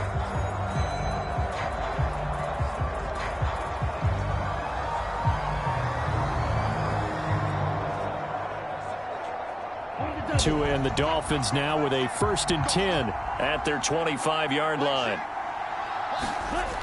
He'll set up to throw from the gun, and that'll be off the mark, too far out in front, and it's incomplete. Well, he certainly thought he had an open look beyond the first down marker to his receiver, but they just couldn't connect, and that will send them back to the drawing board.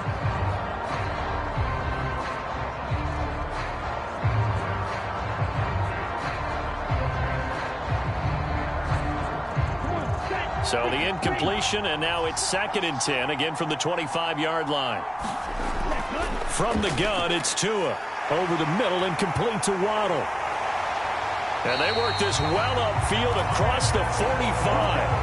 Good work after the catch, going to net him 23 and a first. And partner, in a tie game in the fourth quarter, you and I both know in the NFL, that's when you lean on your stars, and he came through with a nice catch right there.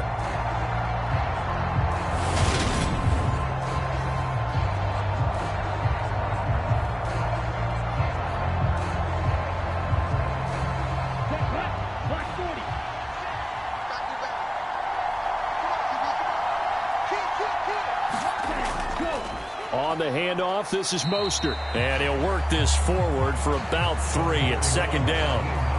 Not a huge carry there on 1st down, but not all of them will be. But still, all in all, a positive play for the offense. It's all about picking up at least a few to set up what you're going to do here on 2nd down. 3 yards on that last carry. Here's 2nd and 7. Now Tua. Now a short one to Gesicki. And they'll get this down to around the 47-yard line. Oh, it's time to give a little credit there to the defense. They played that very well because it was a drag route, and he ran a little shallower than normal as he worked straight across the field. He was hoping he'd get lost behind the defensive line. But once he made the catch, nowhere to turn upfield and gain any yardage. Out of the gun on 3rd down, here's Tua. And Wilson with it, complete. And he's going to be taken down with the 1st down at the Ravens' 21. Well, that's one way to convert on 3rd down, picking up 26 yards. With the kind of game he's had so far, you had to know that on 3rd down that they would be looking his way, and they did, for big yardage and a 1st down. I think the defense fell asleep at the switch on that one. I would have doubled him, tripled him, anything to keep the ball out of his hands.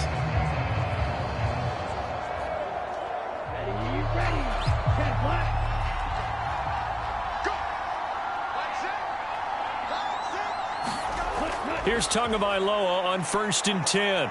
Escaping the pressure right.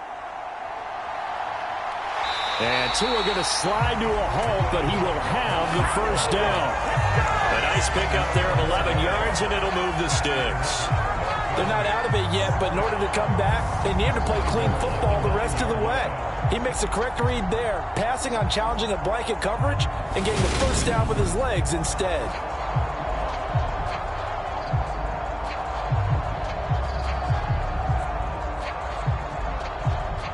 A field goal could get him the lead, but it might not be enough here as they come up on 1st and goal.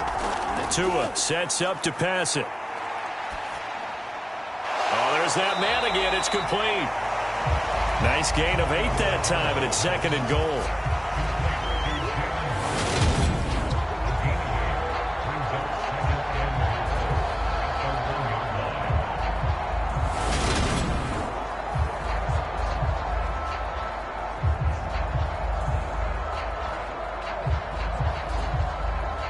Ready, set.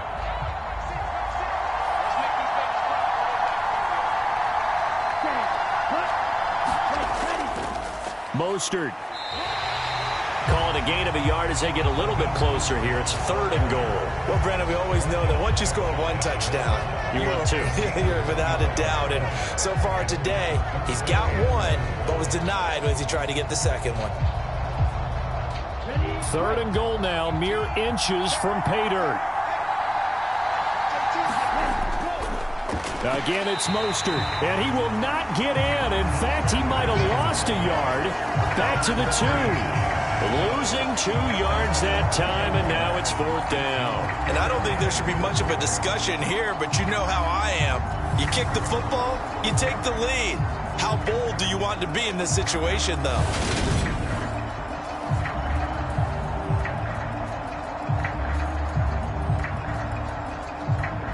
So a big one coming now for Jason Sanders. This to break our 4th quarter tie. The kick by Sanders is good, and the Dolphins have taken the lead here in the 4th.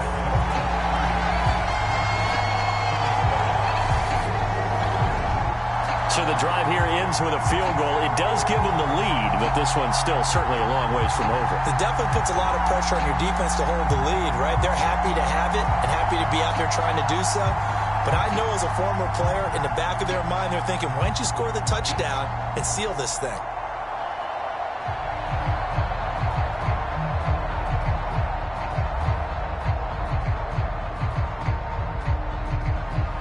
After the field goal, here comes Sanders to kick it away.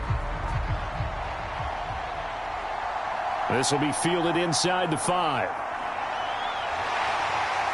A solid return, pretty good field position. They'll start at the 32. And now here come the Ravens. And now they find themselves trailing following the field goal. Still a good amount of time in this 4th quarter, but this drive very well could determine the outcome of this ball game.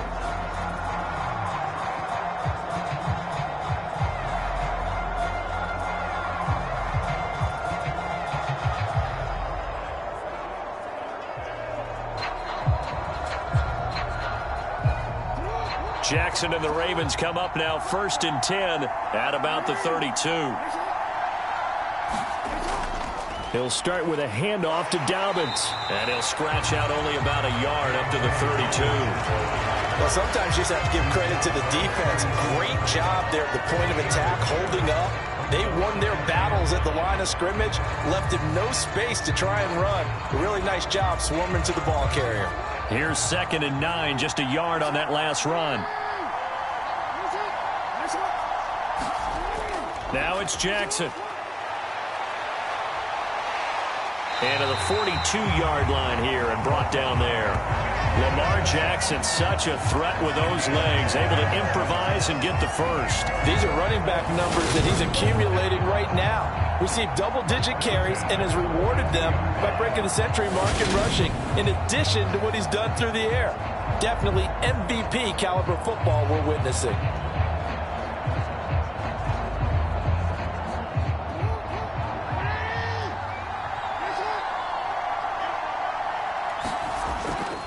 An option handoff here to Dobbins. And some nifty running here as he'll take this across midfield and down to the 47.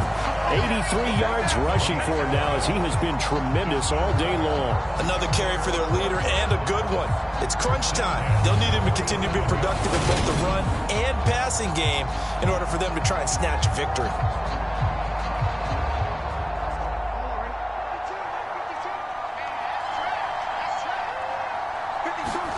Throwing on first down, it's Jackson. And he can't get rid of it. He's taken down. Bradley Chubb doing what he does best, getting that sack. Hindsight is 20/20, partner. Maybe they should have kept it on the ground again. Well, it almost looked like the O-line was run blocking again. I mean, they opened up a big hole last time. This time they opened up a hole, and the quarterback got sacked.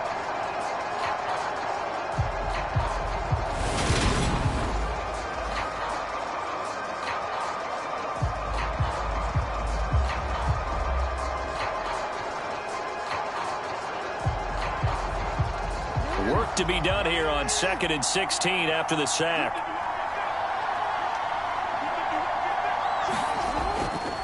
They'll run up the gut with Dobbins. And he is met quickly in the backfield. Down he goes, folded like a lawn chair. Just a 1-yard loss that time, but that's not what they needed. Now they're dealing with a 3rd and long. The job of any linebacker involves having enough strength to fight off a blocker and get to ball carriers. But in this case, I think we can safely say he beat him right off the snap to get into the backfield and make that play. Really in a hole here, 3rd and 17 following the 2 negative plays. Throwing is Jackson. And he takes a shot on the release as this will be incomplete. We've seen this quite a few times in this game. Offensive line unable to keep leverage, unable to keep people away, facing a lot of pressure. Fortunate just to get rid of it. One of the reasons they're down is that inability, though, to stop the pressure. We saw another example of it there. The Ravens send their punter out now as he's on here to punt it away.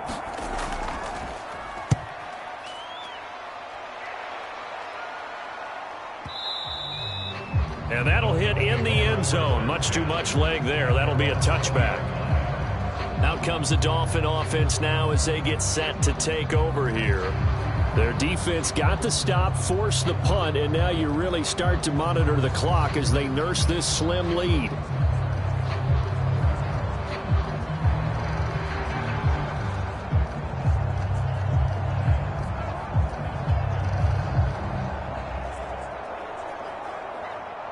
Tagovailoa and the Dolphins come up 1st and 10 at the 20.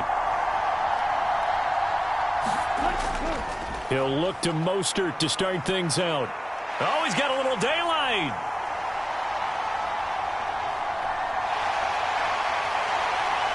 And all the way in for a Miami touchdown. Raheem Mostert, his 2nd touchdown of the afternoon. And the Dolphins use the big play to extend their 4th quarter lead. One play, 80 yards. Pretty easy drive to recap. It certainly is, but not so easy to execute. Starting on your own 20, you want something to kickstart your drive and get it off to a nice start. They went for the whole thing and got it. That's a great way to send a message to the opposing team. Sanders now to add the extra point.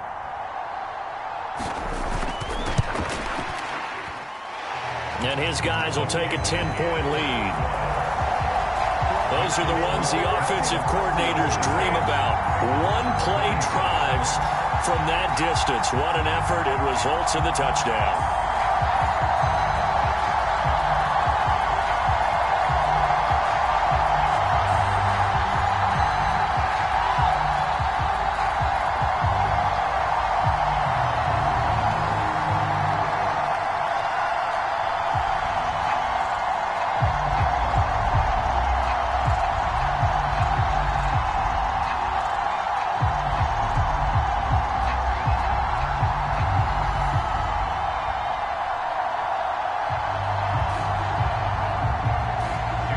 After the touchdown, ready to kick it away is Sanders.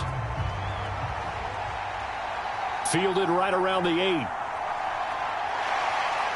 A solid return, pretty good field position. They'll start at the 32. And now Baltimore gets set to take the field.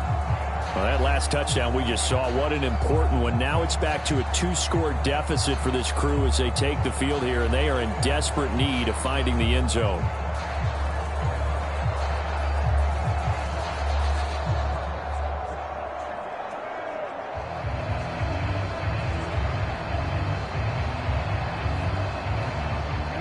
Jackson and the Ravens come up now 1st and 10 at about the 32.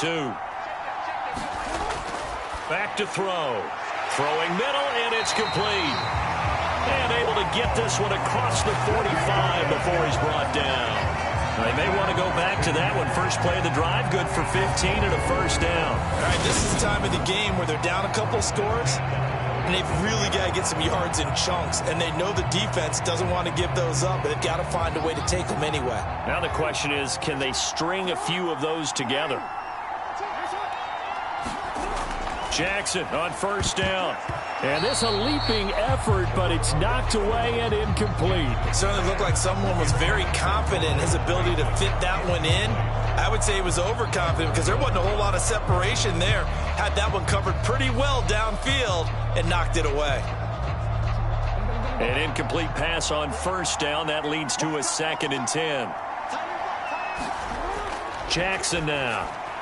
He's got his man. It's Andrews. And they'll get him down on the other side of midfield. And we're definitely getting towards the point of the game where not getting a lot of yards is secondary to keeping the clock moving. I mean, to me, that's a double win defensively. Short gain and some more time off the clock. Dolphins bring on an extra defensive back on 3rd down. And Jackson throwing once more. And he will slide to a stop. He does have the first down. Give him 7 on the tuck and run, and it'll get him a new set of downs. And this is a rarity in the NFL, a 100-yard game on the ground for a quarterback. Even as those passers get more athletic and mobile, we only see about 5 of these a season. It takes a special set of circumstances for it to happen, and, of course, a special player. On 1st and 10, it's Jackson. He finds Bateman over the middle. And he'll get this one down near the 20-yard line, just shy of the 20. A good pickup there of 20 yards. They sure put the coverage guys in a stress on that one. They thought they were going deep. Ends up curling inside for a nice chunk of yardage.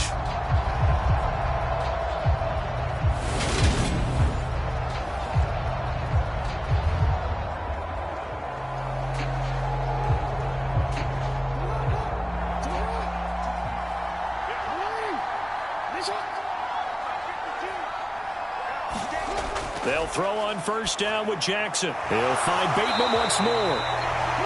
And they've got this down to about the 12-yard line. And this has been a nice answer to the touchdown drive against them a few minutes ago because they've come out and reestablished the tempo. A nice throw there, and they're putting together a very strong drive as a response.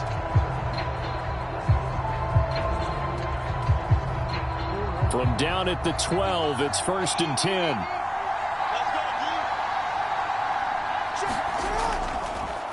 Now Jackson going to run. That's going to go as a loss of 4, and it'll be 2nd down. 2 minutes left to play in this football game here on EA Sports. So it's Raven football here as we welcome you back. And let's see what they've come up with offensively after having time to talk it over.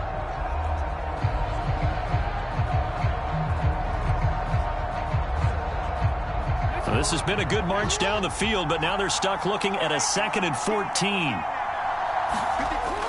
Back to throw. Jackson. And a quick throw here, that's complete.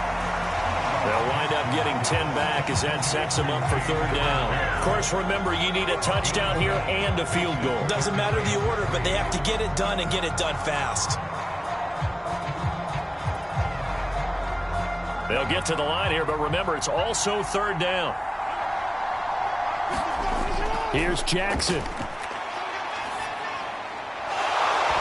To the goal line, but it's incomplete. Well, no one likes to see that drop, but I'll guarantee it's not going to stop his quarterback from going back to him anytime he has open space.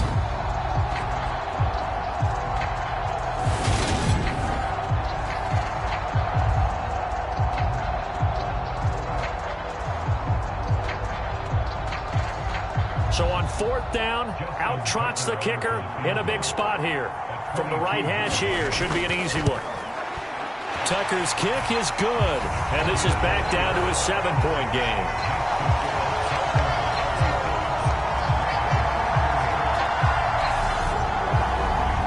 So you knew one way or another that they needed the 2 scores. They get the easy one out of the way. Now they'll get the ball back, hopefully. Yeah, and the question is, how do you accomplish that? Do you onside kick it? Or since you have all 3 timeouts, do you kick it deep? To me, I'm playing field position. With all 3 timeouts, I kick it deep and try and pin them back there.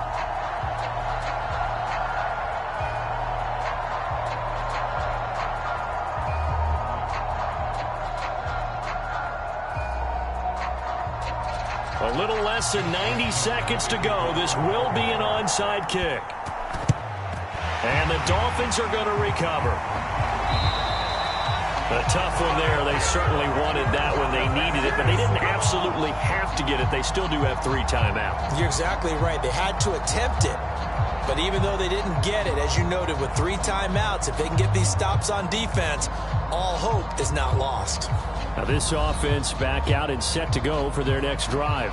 Well, they can smell victory, partner. They can see it on the horizon, but certainly we're not done yet here. Defense still has 3 timeouts, and obviously this is a very slim lead they're holding on to. And let's face it, the easiest way to get this done, challenge your ground game. Challenge your offensive line, your tight ends, your receivers, anyone who's going to lay down a block. Don't let there be penetration because they're going to stack the line of scrimmage and maybe bring extra people to the ball. If you can do that, make them burn their timeouts, run out, life will be good.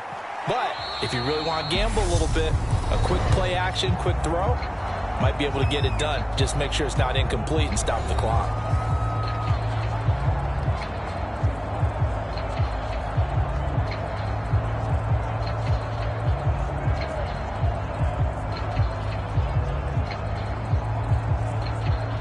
Have to imagine this will be on the ground as well as they come up 2nd and 7. They'll stay on the ground with Mostert. And a short gain there down to the 37-yard line. The Ravens going to use the 2nd of their timeouts as they'll head to the sideline and talk over what to do next.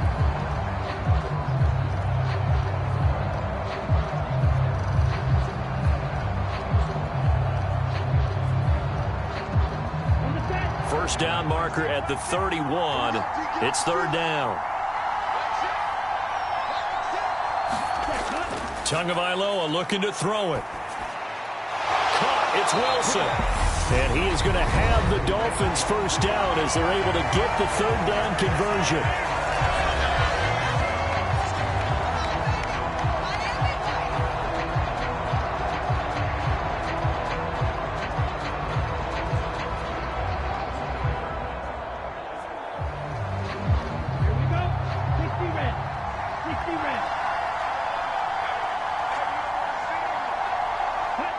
Victory very likely now for the Dolphins as they take a knee here.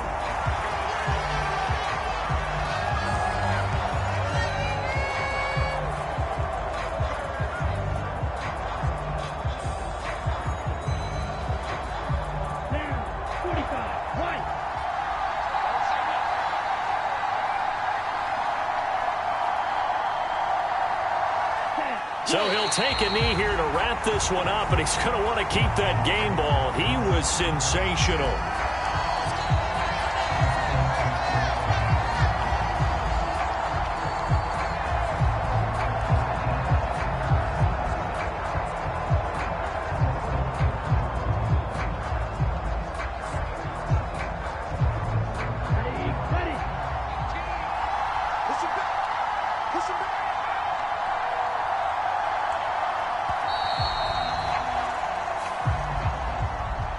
Well, things started off exciting. This one had a high-scoring first half, and nobody let their foot off the gas in the second half either, Charles. And, you know, for them, a really nice victory in a high-scoring output. You're right about that because so many times we'll see teams come out slow and take a while to get going, and points become a little bit harder to score near the end of games, as we know, because everyone tightens down. But no such issues in this game. The scoring started right away and held up at a steady clip the remainder of the game.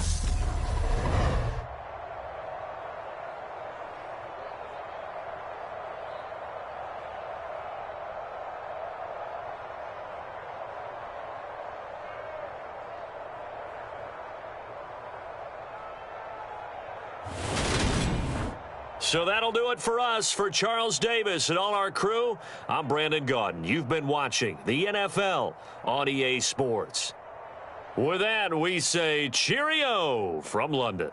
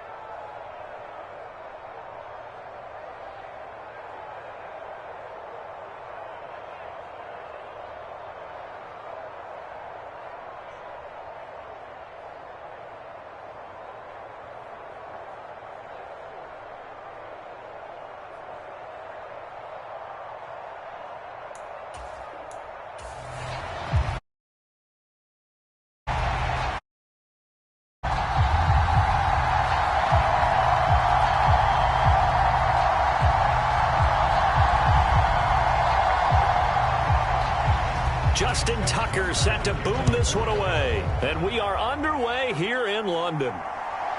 From a couple yards deep, he'll bring it out of the end zone. And he's able to get this across the 20, but not by much, as he's marked down officially at the 21. The Dolphins take the field with Tua Tagovailoa, their quarterback from Alabama, at the helm. This is what this man was born for, the big spotlight on a national stage like this. Really, his entire career, he's demonstrated incredible poise, no matter what type of situation his team was in. No situation is too big for him, and you can tell in the way that he takes the field. His self-belief is evident, and he gets the job done in his mind each and every time.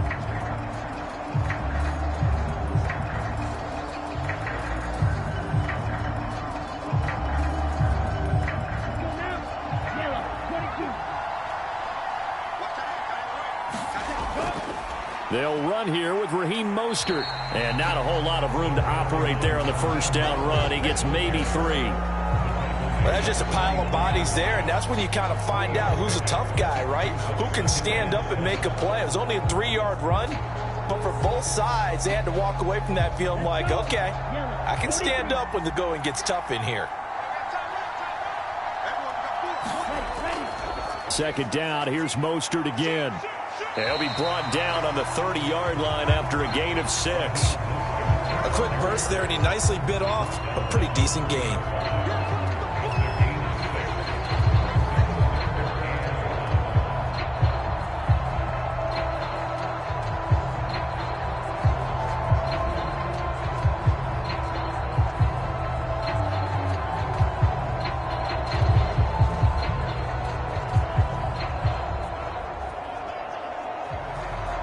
Just play number 3 here on the opening drive, and it's an early 3rd and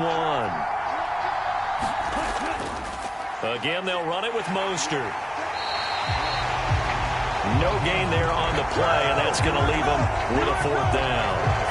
So opening drive, 3 straight runs, unable to pick up the first. I know the fans want to see first downs, but guess what? The coaches have reasons for what they're doing. Sometimes they've scripted it, and some of these runs, while they haven't been successful now, they may be successful later on.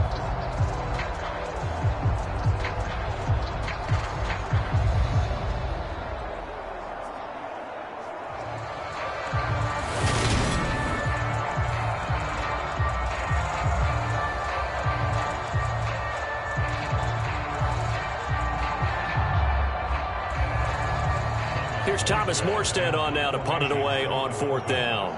James Prochet deep for Baltimore. And he gets this away, and look at this. This is a good one. And that'll hit at the 5 and go into the end zone for a touchback. The Ravens offense going to work, and as usual, it's Lamar Jackson, the former MVP of the league, at the helm. And he remains the league's premier rushing threat and one of the biggest playmakers among quarterbacks. His goal each and every season, continue to expand his game as a passer and become well-rounded. All those highlight reel plays you see, they come off the fact that he can run it, throw it, and scares defenses every time he takes a snap.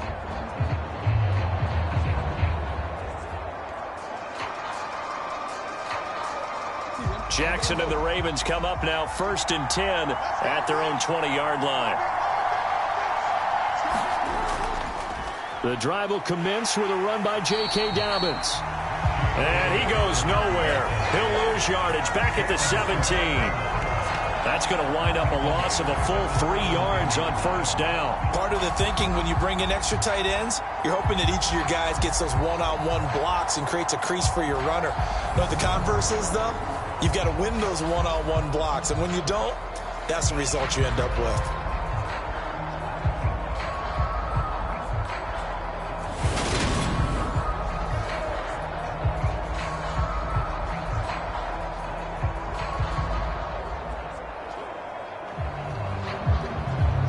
A 3-yard loss to start the drive. They'll look to make that up and then some on 2nd and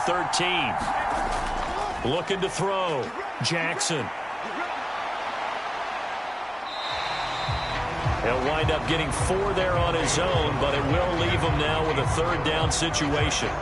Well, you know, paramount for this defense is trying to keep Lamar Jackson somewhat contained when he tries to run. They did a pretty good job of it there. And you know it's so difficult for every defense that has to prepare for Lamar Jackson?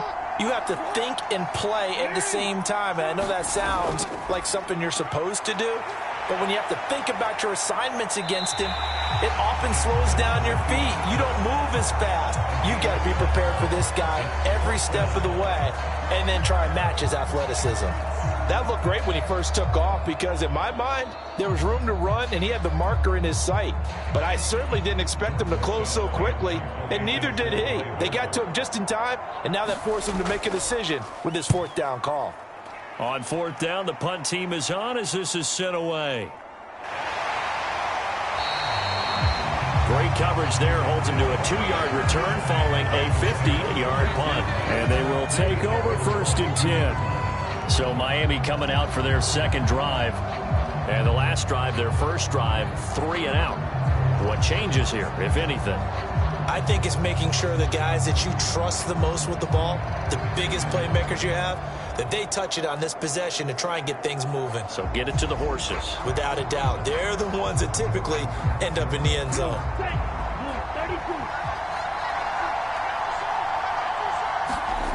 Play action. Now it's Tua. He's going to sling this deep downfield. And that is incomplete. Took a shot there on 1st down, but he couldn't reel it in. Love the idea, love the concept, but you got to leave a little room on the sideline so he can fade into it when he makes the catch. That was thrown too close to it for the receiver to make a play. So now 2nd and 10 after the incompletion on 1st down. They fake the handoff. Now Tua. Oh, that's into a double team, and it's intercepted. Picked up by Marcus Williams. And the Ravens are going to take possession of the football. Well, this had trouble written all over from the start. He's got 2 extra defensive backs in the game he's got to deal with. They're in a dime set. So everywhere he's looking, he's seeing a different color jersey. And sure enough, this one winds up being intercepted. Baltimore set to take over here for their second possession of the game. And a 3-and-out on that first drive. We'll see if they can do better here. They should have a better opportunity because the nerves should be settled now. That first series, everybody goes out with a little extra emotion. So now they get a chance to go back out and say, okay, now we're into the game. Let's go play and play as best we can. You almost get a mulligan then on that first drive? Sometimes it absolutely serves that way. You get a second opportunity. Nothing big happened. But then again, you didn't commit any mistakes either. Off you go. And Jackson's so tough to stop. He's got a first down, and he gives himself up there at the end. A solid gain of 15 yards, and the sticks move. This early in the game, it's all about making steady progress downfield, hoping to lead to early points. And you can do it with your actual play calls, or sometimes something a little more improvised, as we just saw there. So 1st and 10 now from the 30. Again, Jackson will keep it. And he'll lose yardage. Brought down at the 32. That play over before it got anywhere thanks to Christian Wilkins. Well, he had success earlier in the drive keeping it himself. Not here, though. And sometimes when you have that kind of success, you can fall in love with the option a little bit too much and not give the defense credit for making adjustments themselves. And that play starts to lose its effectiveness.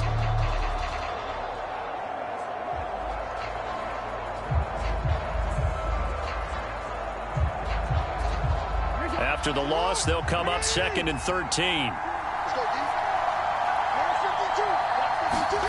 They go play action with Jackson. Well, that's complete to the fullback, Ricard.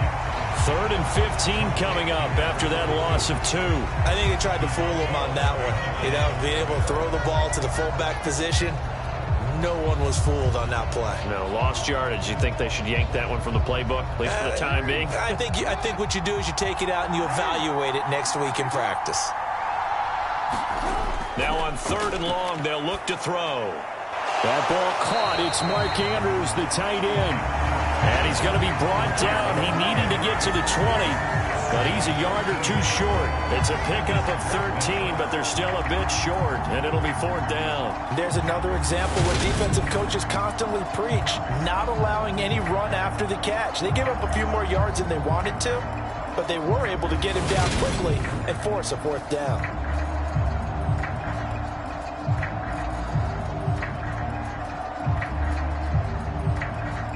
So Jackson will head to the Ravens sideline, and on comes Justin Tucker for the field goal try.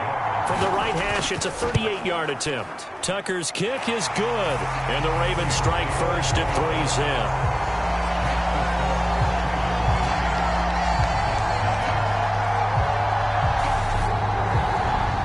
So the turnover leads to points as they add 3 there. Yeah, what a sequence there, and a nice one for them. They forced the interception, put together a little drive, and then come away with 3 points. Nothing to it, partner. Just do it.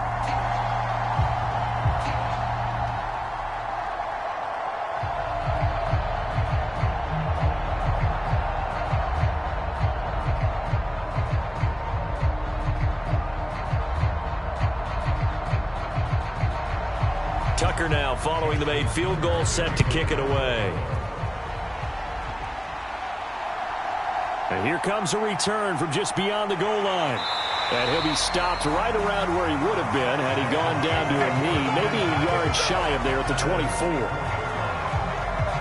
And now this offense comes back out onto the field.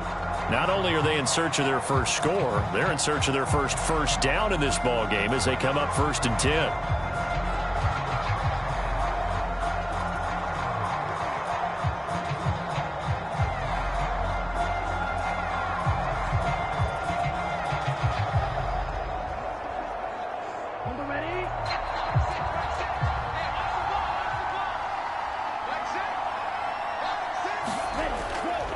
They'll start on the ground with Mostert.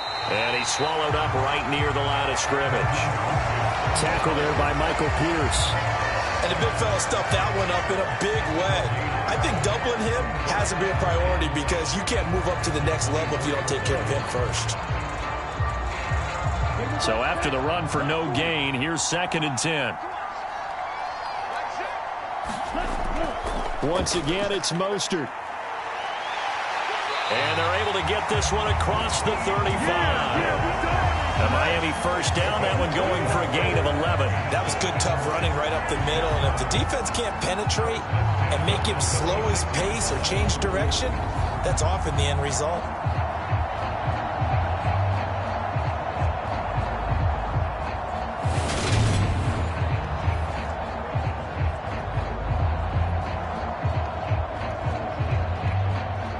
So from the 36 now, 1st and 10. Off of play action, Tagovailoa steps away.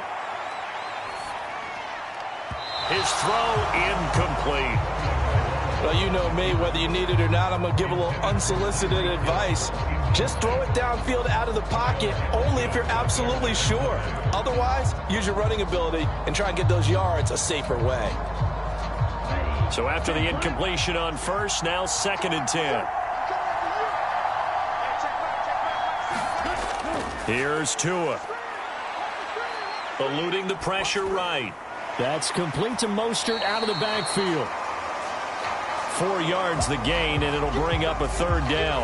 That might feel like a little bit of a lost opportunity there for the offense because the defense brought pressure that time. And sometimes against that, you can get out to your running back, and it can turn into a big gain downfield. But what a nice job they did getting to him quickly and holding him to a short gain. Throwing is Tagovailoa on 3rd down here. And it's intercepted. Picked off by Marcus Williams. And the Ravens are going to take possession of the football. The struggles continue here offensively. Still nothing for them on the scoreboard, and now an interception. Yeah, the offense looks extremely sluggish, not really in sync at all. Dare I say, it looks like it got left behind in customs. Oh, you've had that in your back pocket. You were waiting for that. Probably should have left it in my back pocket, too. Well played. The offense for the Ravens returns to the field. And they'll have good field position here following the interception and a chance to build on their lead as they start with a 1st and 10.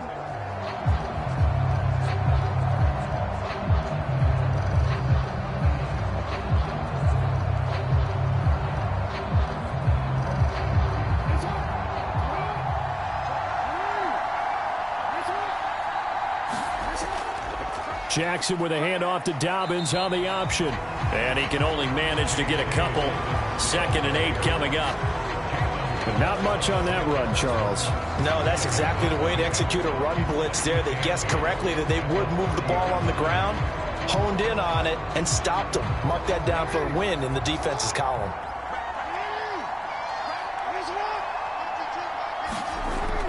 Now Dobbins again on 2nd down.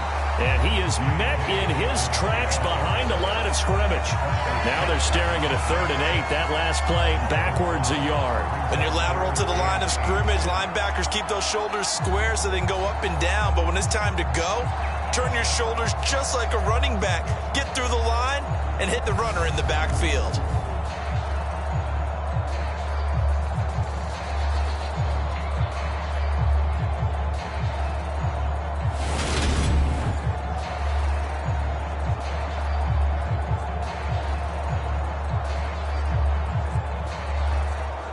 Well, good field position to start the drive, but under the gun now here on 3rd and 8. Jackson. Oh, that's into a sea of bodies, and it's intercepted. And the Dolphins are going to get this back to their own 34-yard line. So consecutive interceptions here early on in this one, and maybe setting the tone, Charles, for a game where the defense really takes center stage. And don't you think that both offenses are really catching a bit from their coaching staff about avoiding these turnovers that we've seen early? I think both teams are trying to find an advantage. We know that. Can one of them break away and take control of this game?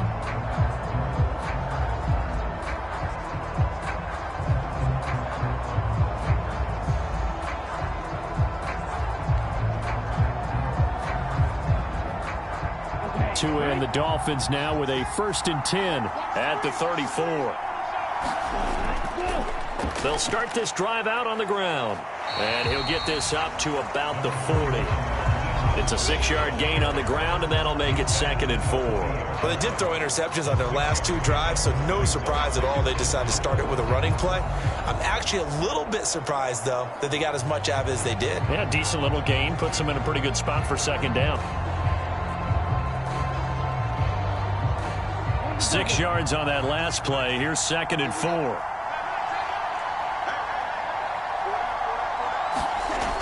Going to the air, Tagovailoa. And this one incomplete.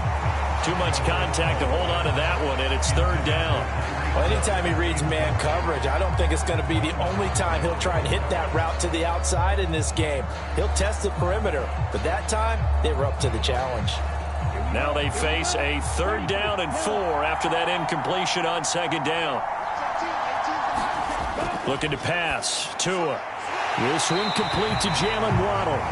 And he is going to have the Dolphins 1st down by about 3 yards or so as they wind up getting 7 there on 3rd and 4. And that one was a lot of fun right there because that was the game within the game. 3rd and short, blitz was on. What's the key for the quarterback? Get out of your hands in a hurry. And that was a quick little completion. Got the job done for a 1st down.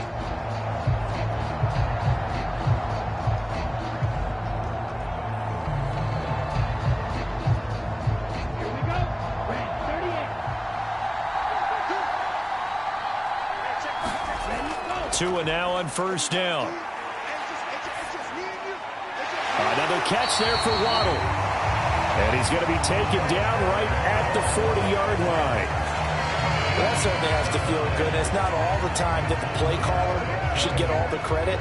Sometimes I think in the huddle the quarterback just says, hey, who's going to make a play for me? I just need something right here. And the end result there, nice 1st down. Drive keeps moving. On play action, here's Tua. That's caught by his big tight end, Mike Gesicki.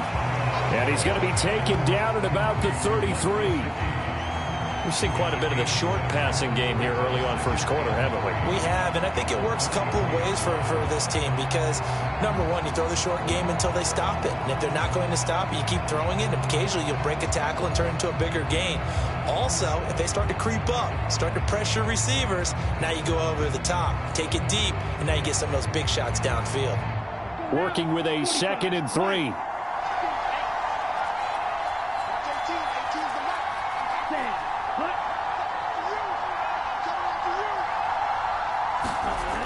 Tua going to throw. And this throw a bit late as he couldn't reach back for it. Partner, I think it's high time to get him some passes that he's comfortable with. Some easy throws, some completions. He's not even hitting the 50% thus far. But certainly that has played a big role into why they are trailing right now.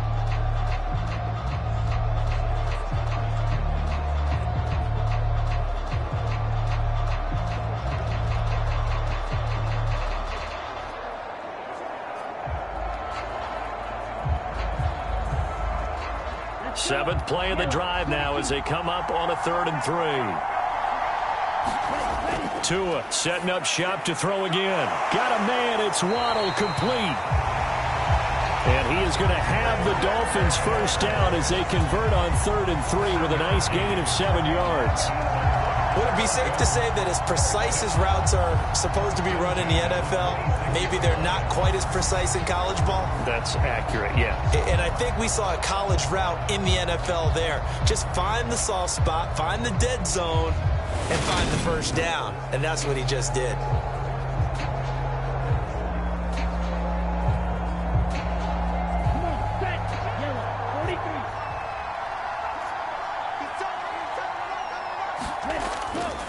Running the counter with Mostert. And a strong run there as he'll maneuver his way down inside the 15. Give him 12 yards there, and the Dolphins have a 1st down. Exactly what they needed right there because they needed to use the ground game to take some pressure off because the quarterback's been struggling a little bit.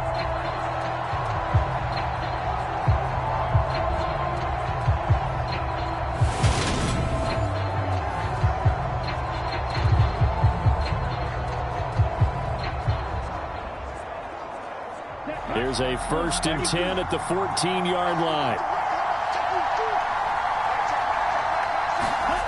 From the red zone now, they'll look to throw. And his throw is going to be incomplete. So another incompletion there. He's hitting on fewer than half his pass attempts in this one, and that is not a winning formula. Yeah, so let's make sure we give a little bit of credit to the defense here. They're giving him a lot to think about, a lot of different looks, and he seems a little bit confused trying to complete passes. After the incomplete pass, here now is 2nd and 10. A run with Mostert up the middle. He takes us down to about the 12 for a gain of 3. I do know from experience that when you slow down someone's running game, you're now doing the dictating on defense. And guess what? Now you're getting ready to tee off on their quarterback because they have to throw it all the time. But you still have to be alert for the draws and other plays of that nature to make sure you don't get hurt.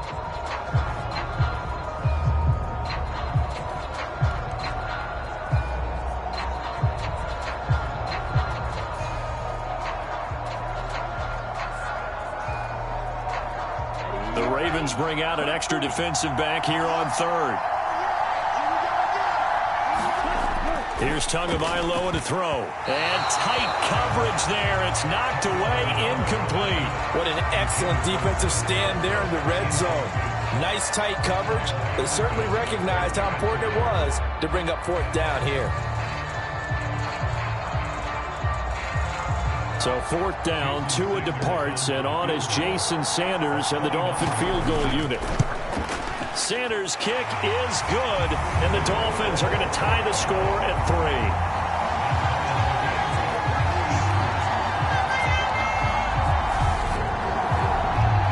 So the defense able to force the interception, and the offense working their way into field goal range and able to get 3 out of it. Yeah, and give them credit for that. They took the ball, maneuvered it downfield, and while they couldn't get exactly what they wanted, which was a touchdown, they did get 3 points out of it. So they paid off what the defense gave them. Both sides would be thrilled with that.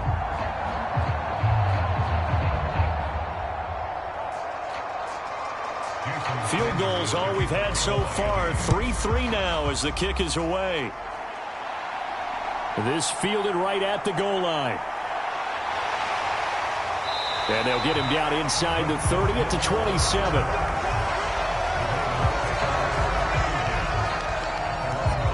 And the Ravens taking the field. As the offense comes out here, Charles, maybe perhaps a bit more of a focus on the run game for this drive after tossing an interception on the previous one? I think that's a good way to look at it and a good way to think about it, but maybe they get to it in a little bit different way because after you throw an interception, you want to make sure you keep your quarterback's confidence high. So maybe give him a couple easy throws that he can complete and then get to the running game and try and get things settled down. Yeah, and still in the first half here, a long way to go. They'll start by running the option to the right. And able to get this one across the 45 before he's brought down.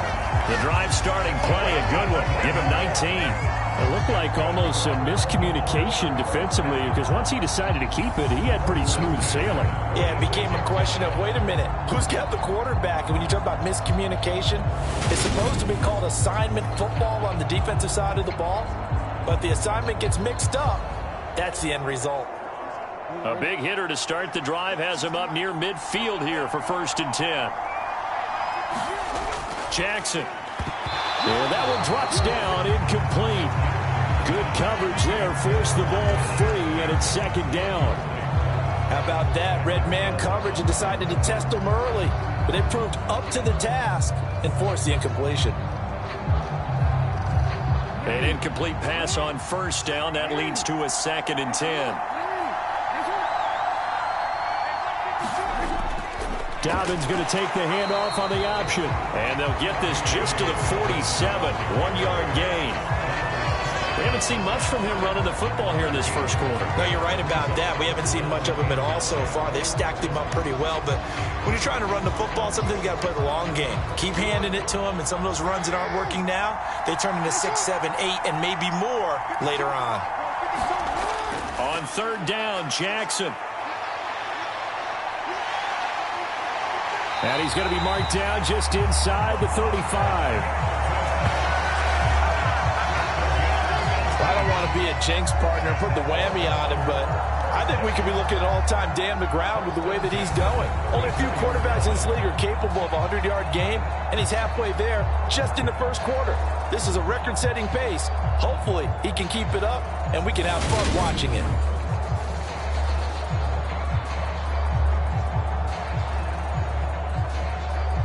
So now 1st and 10 as they've crossed into Miami territory at the 34. Jackson on the give to Dolphins. Down to about the 32. He's definitely tough to get down. We just saw it right there. But how about what we did see? Pursuit, wrap up, and then the big finish with the tackle.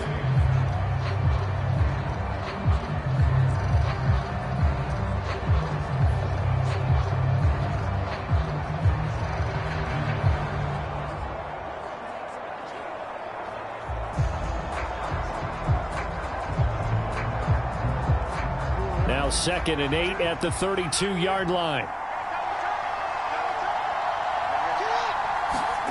They go play action now. Jackson. And they're going to work this down to about the 32-yard line. Kudos for the defense from me on that one because they were prepared the whole way for him to try to escape and hit them for more yardage running it. I like the way they stayed zeroed in on him and kept him contained when he pulled the ball down. I think he was fortunate to get what he did on that run. They need to get this to the 24 on 3rd down. Now it's Jackson. And that would be incomplete. He shook his head right when he released that throw. He knew it was going to be a little off target. Yeah, the excitement got him on that one. Wasn't able to control the fact the receiver was open, and it would have been an easy throw. So Jackson will head to the Ravens sideline, and on comes Justin Tucker for the field goal try. He was true on his first. This a tough one from 49 yards away. Tucker's kick is good, and that'll do it for the first quarter of play. 6-3 is our score after one. It's the NFL on EA Sports.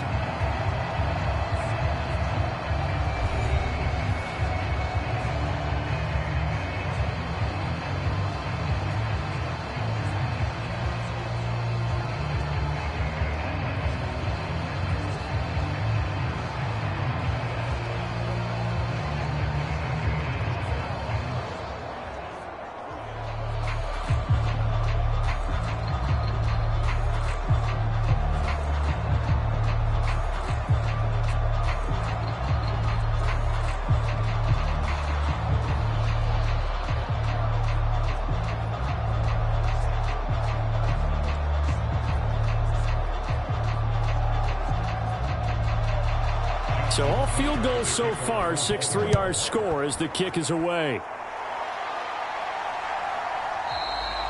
And there will not be a return here. It's a touchback, and it'll come out to the 25-yard line. Dolphins offense returning to the field. And last time they got 3 points, but it was a chip shot field goal. And when you go to the sideline after a chip shot field goal, maybe the offense not too happy. It's a balancing act, isn't it? Because you're exactly right. They're none too pleased that they didn't punch it in for 6 points. But they also have to remember they did put points on the board. 3 points is 3 points. And in this league, you take points when you can get them. Not easily done. Tagovailoa and the Dolphins come up 1st and 10 at their own 25-yard line. They'll start this drive out on the ground. And they work this well upfield across the 45. 62 yards rushing for him as he has been tough to stop here in this first half. All right, I've got to be careful here. All right, he's on the plus side of 30. There may be a little gray in the beard, but that's not slowing down his speed as far as he's concerned. What he's saying, I'm on the plus side of 30. Well, if you're on the plus side of 30, you don't know what I'm on the plus side of. All I know is that run right there let us know there's still some life in those legs. Absolutely, still got a lot of life left in those legs. A big hitter to start the drive has him up near midfield here for 1st and 10. They run out of the shotgun with Mostert. And he'll be brought down at the 50 after a gain of about 5. That's a really nice, tough run inside, and they gained 5 yards on it. And to be frank about it, most offenses don't expect to get 5 yards on a play call like that. So when they do, they go back to their huddle with a little pep in their steps. They're starting to think that they're starting to dominate the line of scrimmage. Now a play fake. Here's Tagovailoa. And that'll be incomplete. Took a pretty good shot as he tried to pull that one in. Couldn't hang on, third down. I have to give some credit to the defender on that when he read all of his keys perfectly and got a great break on the ball and able to force that incompletion. And this offense on third down today, 2 for 5 to this point. This will be 3rd and 5. From midfield, here's Tua. And for the 3rd time here in this half, it's intercepted. Picked off by Marcus Williams. And he will bring this back. It's a pick 6 and a Raven touchdown. An excellent play there, CD, on the pick 6. And I think were they a nickel? Did they have an extra DB out there? Yeah, Brandon, I think they went standard nickel, not the Buffalo, as teams like to call it, meaning 3 safeties for big nickel. They just wanted to take away the quarterback's throwing lanes, and that's exactly what they did, and came through with a big-time pick 6.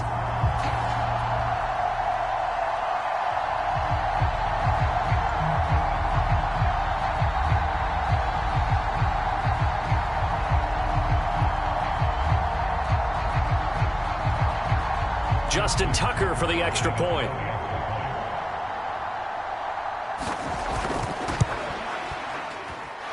And it's up and good to make the score 13-3. So the defense creating some points, not only getting the interception, but then returning it to the end zone for the pick 6.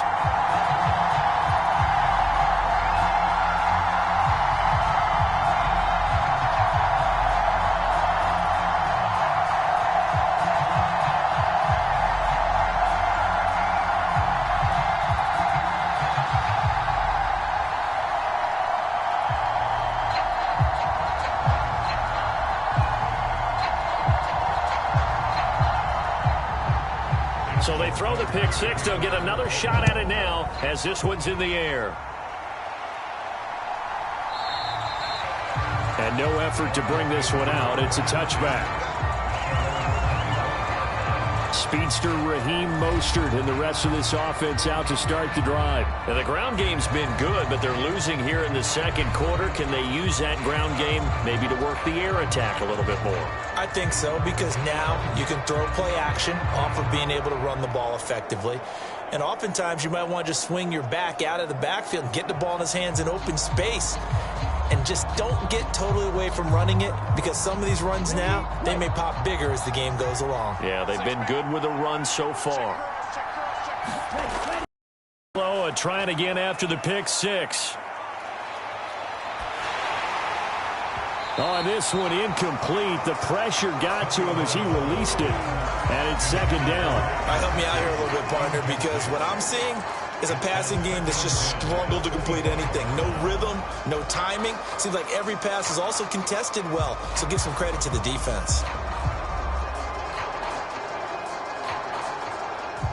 Following the incomplete pass, here they go again. 2nd and 10 from the 25. Throwing now is Tagovailoa. That's complete to his tight end, Mike Gesicki. And this will be a gain of 5 as he gets it to the 30. Brandon, perfect defense in this situation would have meant that there was an incompletion that would have picked it off. Okay, so they gave up the completion. But I really enjoyed watching how the defense stayed in sync, stayed in great communication. And as he dragged across each zone, you see him pointing, communicating. There he is, and they passed him off to each defender. Ended up making a nice play, even though it was complete.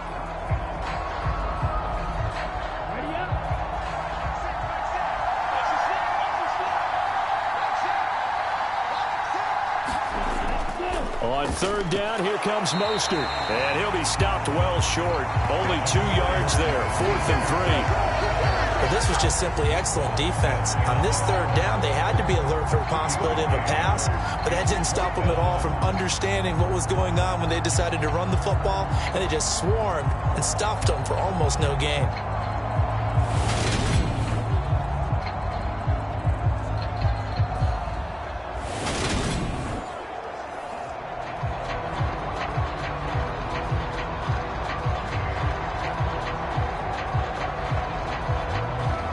Now the veteran Thomas Morstead on to punt it away.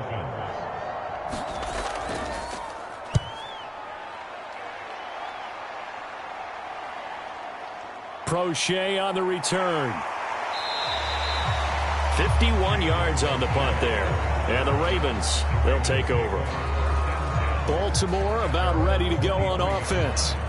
And they're not going to play this conservative, I don't think. They had the field goal last time, and they're up, but they're looking to put a drive in the end zone. Oh, I agree with you totally. No one goes out on the field and says, all right, let's just settle for 3, except in certain situations, trying to ice a game, that sort of deal. Most of the time, it's end zone, and that's what you're thinking, and I believe that's exactly what they're thinking as they begin this one. Yeah, no quarterback ever goes out there saying, hey, let's get 3, right? Not one that I've ever met.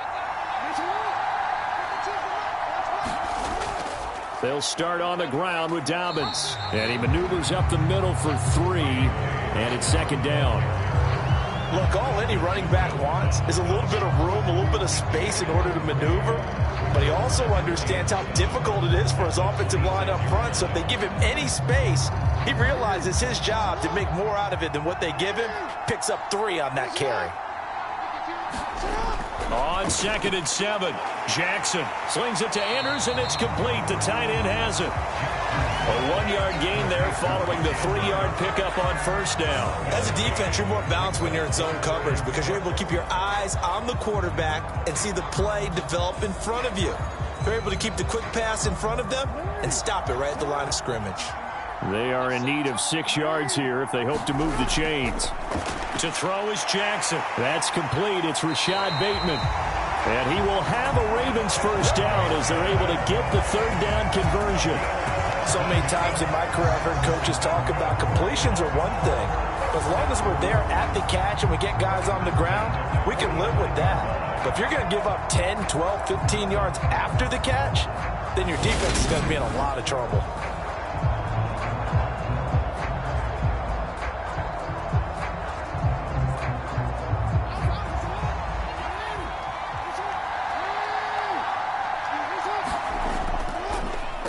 They run the option here on 1st and 10. And he's across midfield and into Miami territory. He'll get 8 on the keeper there. It'll be 2nd and a couple. A little do-it-yourself run right there and a nice gain. Now, I like that he knew that that was about all he was going to get. So he did a nice job of protecting himself, took care of the football, took what the defense gave him. If they continue to allow him to do that, they'll find their way taking what they can all the way to the end zone. On 2nd down, a run with Dobbins. And he'll get it down here to the 43. They'll get 3 as the drive continues. It's a first down. 2nd and 2 is prime time for a little bit of a gamble, isn't it? Open up the playbook, go play action, toss that bad boy deep. But in this situation, go ahead and give it to your back. Let him pick up a first down. Keep the sticks moving. Right back to Dobbins on 1st. And he works his way forward to pick up 4 yards there. 2nd down. And that was a quality play to start a new set of downs. That was simply an offensive line winning the battle up front and winning it in a big way and giving their guy in the backfield a nice lane to hit. Following the pickup of 4, here's 2nd and 6. 52.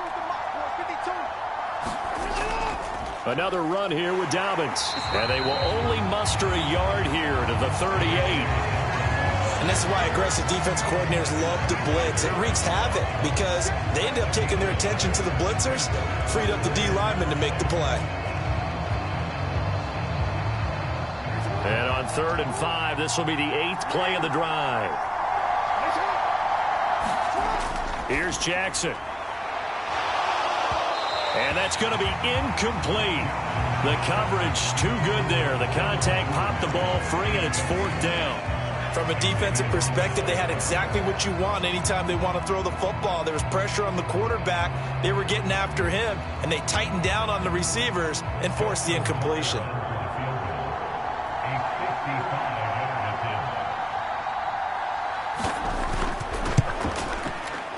And he has got it from 55 yards away. That was never in down. And the lead stretches 16-3 now. So that one is his 3rd of the game. Now, if you're wondering, that's only halfway to his career high, as he once had 6 field goals. Brandon, 6? Let's hope we don't get that again, please. Okay, can we see a few touchdowns here and there? That'd be nice.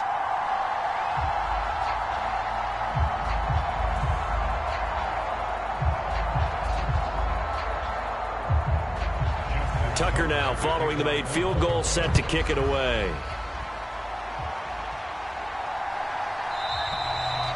And it'll come out to the 25 as he will not attempt to return. Miami set to take over.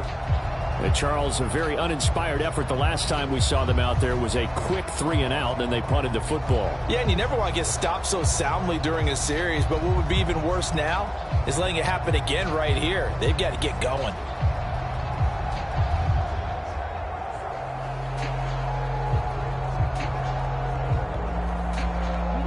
Tua and the Dolphins now with a 1st and 10 at their 25-yard line. They'll come out throwing here to start the drive. Out to the right here to Wilson. And he'll be upended at the 28-yard line. Just a 3-yard gain there. One thing you're hoping for when you run drag routes, you're able to hit a receiver in stride, and he can pick up a lot of yardage after the catch. But in this situation, the defense was effective, able to stop him before he could get a good head of steam going. To throw again on 2nd down. Tua. Throw right side, going to be caught here by Waddle. Couple of Alabama guys there. Tua to Waddle for the Miami first.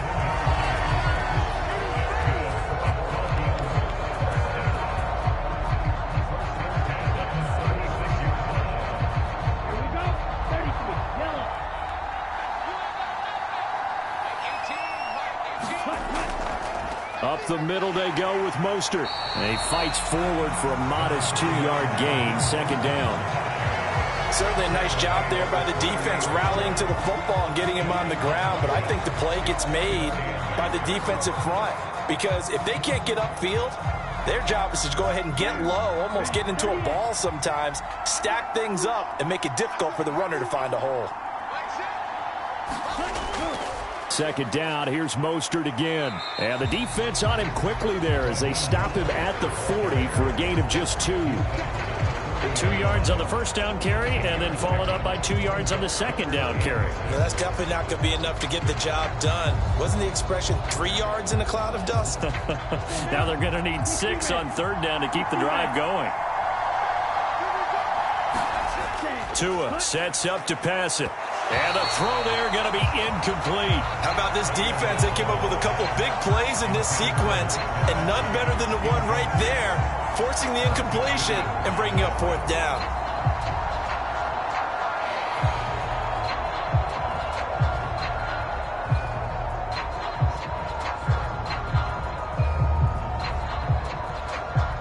Here's Thomas Morstead now as he's on to punt for Miami. He's been a busy man here in this first half as he gets it away. And this will hit just beyond the goal line as it's into the end zone for a touchback. The Ravens ready to take over.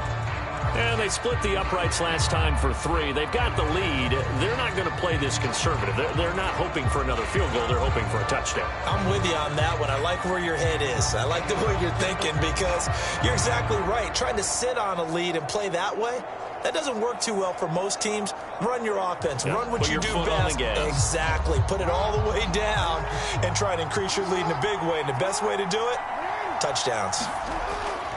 On 1st and 10, it's Dobbins. And he's going to get a solid gain of 9 before being brought down. 2nd and right at a yard.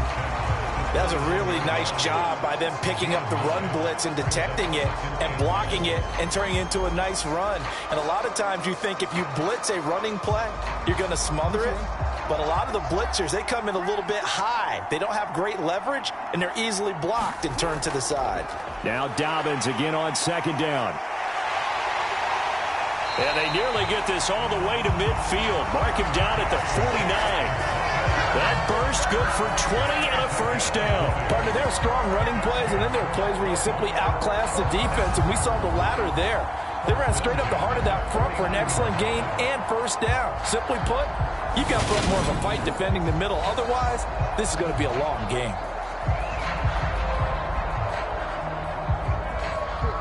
Back-to-back good plays have them on the move on 1st down.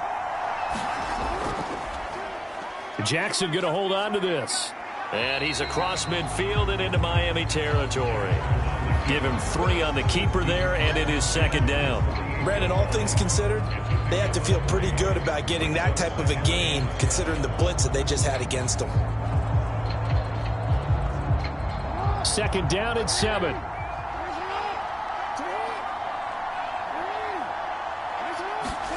Now Jackson taps his forward jet sweep.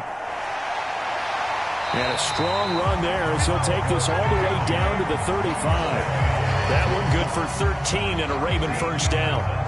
Just a simple tap pass, but it pays off in a big way. And sometimes the simple stuff causes the most problems for a defense because there's a breakdown in communication there. When that receiver goes behind the line of scrimmage and it looks like he's going in motion, someone either has to go with him or he has to be passed off to another defender. Somehow they didn't get that communicated well, and it turned into a nice play. Now he works his way free all the way down to the outskirts of the red zone. 15 more there, and they're on a roll. It's another first down. A lot to praise on this drive, obviously. I know you're seeing what I'm seeing. Those guys up front, they're getting it done. Doesn't matter what play is called. They are handling their business at the line of scrimmage and dominating right now on this drive.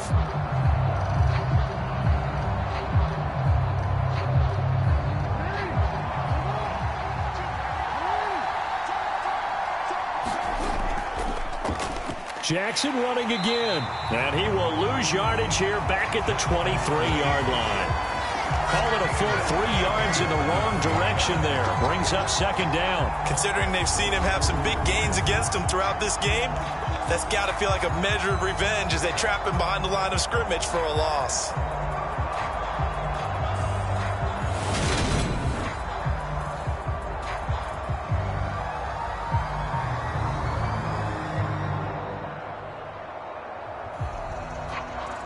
That loss of 3, a rare stumble on a promising drive. Here's second and 13. Up the middle they go with Drake. And it looks like a pickup of 6. That leaves him with 7 yards to go on third down. On a second and long, it's really nice to see an offense that has enough confidence to run the football in that situation. I think that goes back to their practice and game planning. They've seen things that they've seen on tape and in previous games that led them to believe that even in a long-distance situation, they can still run the football and gain enough yardage to put themselves in a good spot on third down. And he is going to be stopped at the 12, short of the first down. It's a gain of 5, but it'll lead to a fourth down.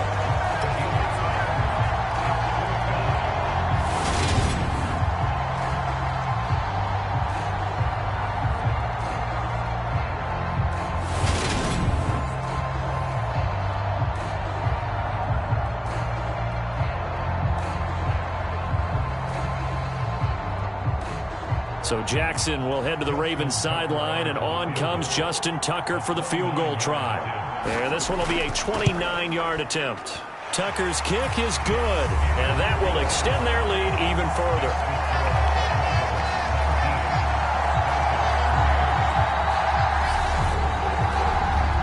So 3 points there, and they continue to build this first half lead.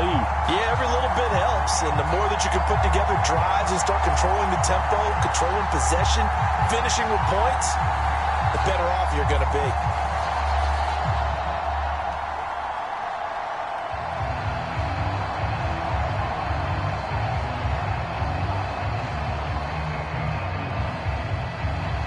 Tucker now following the made field goal, set to kick it away. And this will not be brought out. It's a touchback. Miami's offense set and ready to go. Defense got the better of them last series, forcing a punt. See if they make a few changes in the game plan here and try to get points out of this drive. 1st and 10.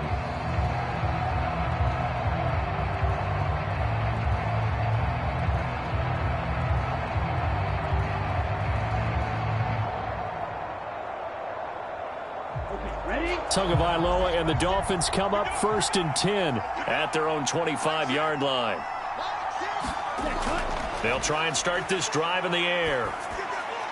That one caught by Tyreek Hill. And down he goes, but he takes it up to the 40. 15 yards is the pickup there, and the drive starting very nicely. First down. When you're struggling on offense, you're looking for anything possible to get you going. Sometimes you do it like basketball teams that don't normally press. You put a press on, bring people to life, make them move a little bit quicker. Maybe that'll help them as they head towards the half.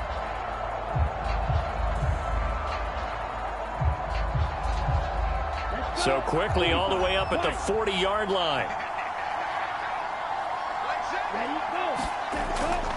On the handoff, this is Mostert. And he'll wind up getting about 6 out of that, as that's going to lead us to the 2-minute warning.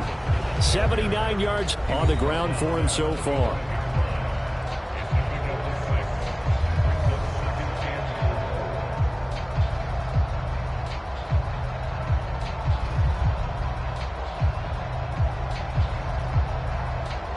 The last run got 6, now 2nd and 4. From the gun, it's Tua. He'll get this to his tight end, Gesicki. And he's going to be taken down with the first down at the Ravens' 45-yard line. It's a 10-yard pickup, and that's enough to move the chains. Well, these guys have definitely been outplayed in the first half, but I like their countenance. I like the way that they haven't panicked out there, the way they're carrying themselves. They're starting to move the ball, and what you have to do, maintain your poise and start to put together some drives. Rush coming, and he's taken down. The sack there by Roquan Smith. Well, that's a big defensive stop there, and it takes away a lot of the momentum from the offense coming off that big completion the prior snap. Give big credit to the defense for bouncing back. Tua going to try and go quickly here. After the sack on first down, Tua, and his throw's going to be incomplete. The defender certainly didn't forget about him leaking out of the backfield. There's a guy ready and waiting to pick him up in coverage, and that throw had no shot.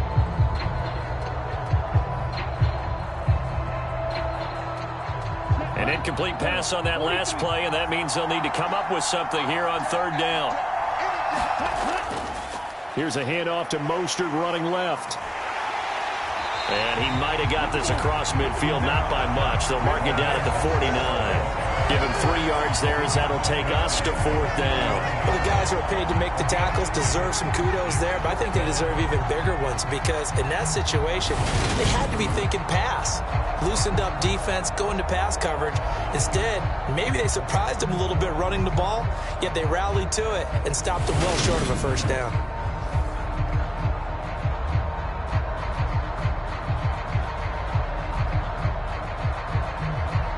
Here's Thomas Morstead now. He's been one of their few bright spots so far.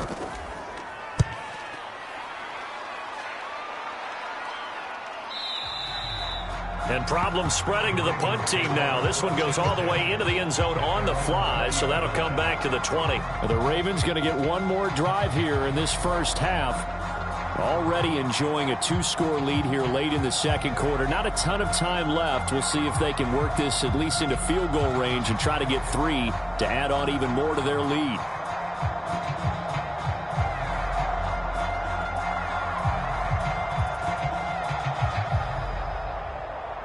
Just 18 seconds remain till halftime as they come up on 1st and 10. And they're just going to run it here up the middle.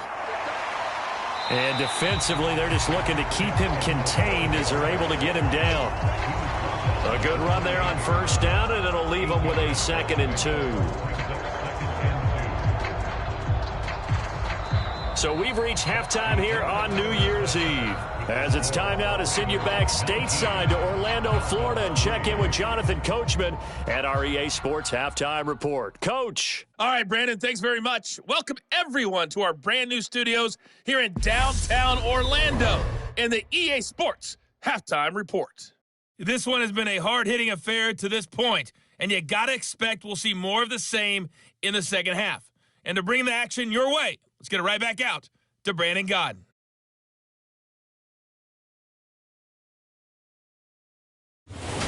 All right, Coach, thanks very much. Fine work as always as we welcome you back for quarter number 3.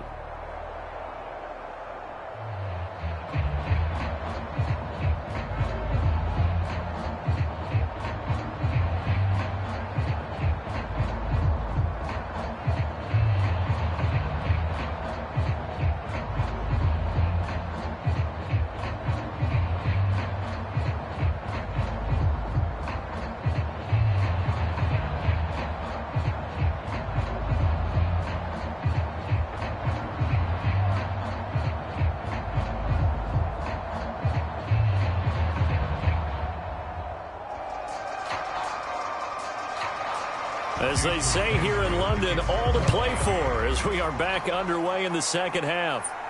Fielded right around the 8. And a good return as he'll be stopped just shy of the 30-yard line.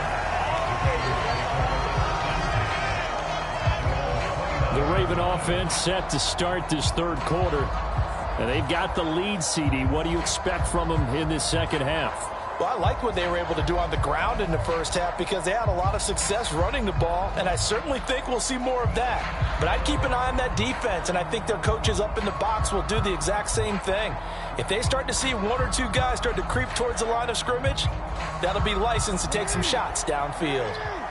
Jackson and the Ravens come up now 1st and 10, just shy of the 30. And they'll begin by running the option. And he'll lose yardage here, going down back at the 28. He'll lose a yard there, and it's 2nd and 11. Well, he's had success running the football in this one. Yeah, that's undeniable. But that time, the defense was on to it. And, partner, I think the more you see a play like this, the more they're able to diagnose it quicker and easier for them to defend it. I think you have to dress it up a little bit and show maybe some different formations and looks. A loss of a yard there to start out. That leads to a 2nd and 11. Option play, and they'll hand to Dobbins. And he's got some space here. And he'll be taken down, but not before they reach the 50. Last play, they got stuffed at the line. Different story here, over 20 yards. Well, you certainly have to give a little credit here because they're playing this game now at their pace. This is ball control football, sustained runs, taking their time, and making it work.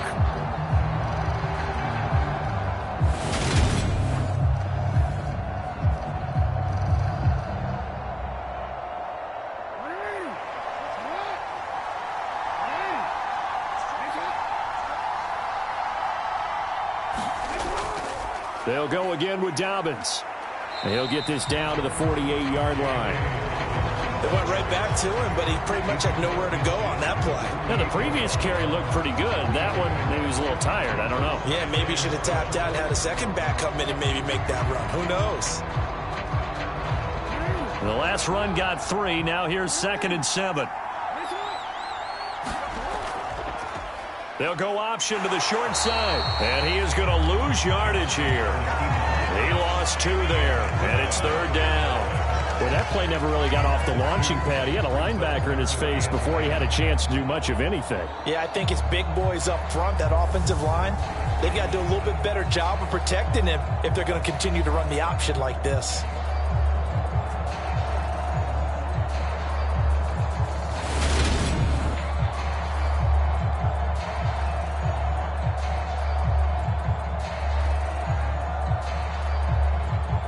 So a 3rd and 10, and defensively, a dime look. 6 DBs. From midfield now, here's Jackson. That one complete to Prochet. And boy, he is very close to a first down, but from where they're spotting that football, he's going to be a foot or so short. They'll get 10 there, but it leaves him just short for 4th down. But I think that we all figured when he caught it that short of the marker, that the defense almost relaxed and said, we've got this covered. And then all of a sudden, space to run after the catch. And now they're screaming, somebody get him down. Fortunately, they got to him and forced the 4th down.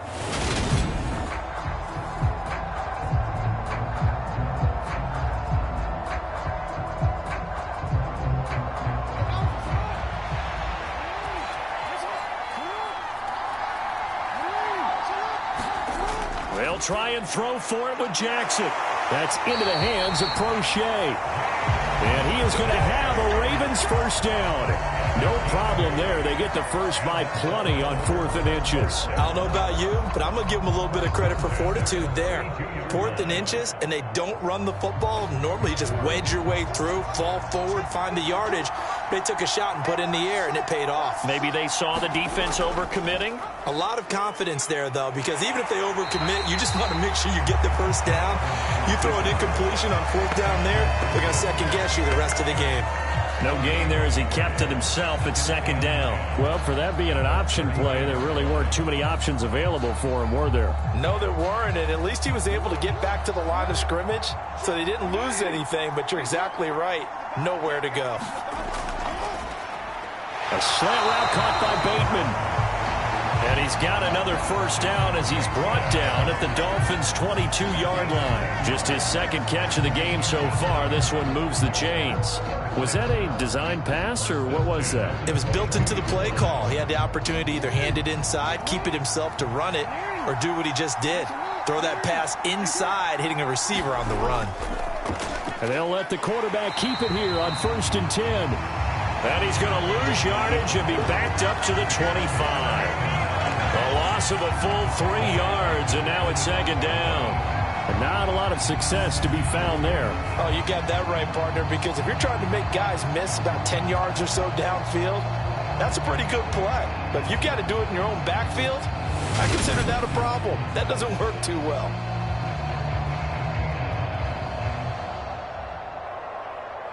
That loss of 3, a rare stumble on a promising drive. Here's 2nd and 13. Here's Jackson to throw. Open man is Duvernay. And he'll be marked down right at the 15-yard line. That was a nicely run slant route, and what the receiver's trying to do is make the defender think he's going upfield for a deeper route, and then breaks it off, usually after about 3 to 4 steps, and cuts towards the middle of the field. And now what he's trying to do is use his body to keep the defender away from the football and give the quarterback a really nice target. Coming up here looking for 3 yards to pick up the first. And they'll run the option on 3rd and short yardage. And he gets the first down yardage before he's brought down just outside the 10 at the 11. They're able to convert with a gain of 4. So that was all you're looking for on a play like that. Get the first down and keep the drive moving. Yeah, it just looked to me like he just said to himself, I've got this. I'll take it. I'll pick it up, and let's keep moving. Get the first down, get a new set, and let's start over.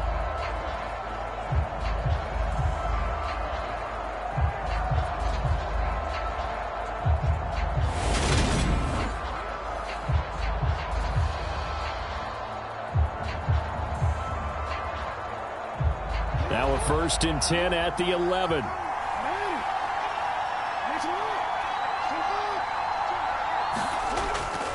They'll run up the gut with Dobbins. Officially, it's a 1-yard loss. That's going to bring up 2nd and 11. That was well played there defensively. 2 tight ends in the formation, which essentially gave them 7 blockers up front. Hard to imagine with all that size and beef that they could let a tackler through. But that's exactly what happened. A loss resulted.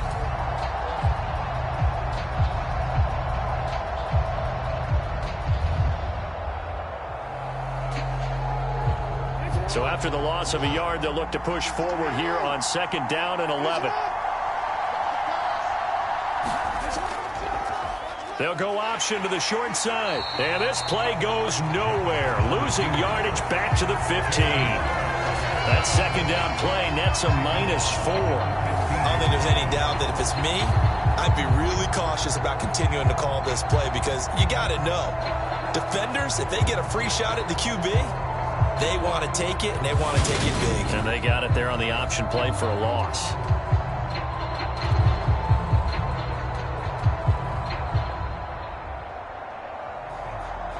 Couple of plays sent them the wrong way, and now they face a 3rd and 14. Now Jackson. Complete to Likely. A gain of 8 there on the play. And that's going to make it 4th down. Such a tough position to defend near the line, even when you add a second defender. But the big man shrugged off the extra body and made the play call a success.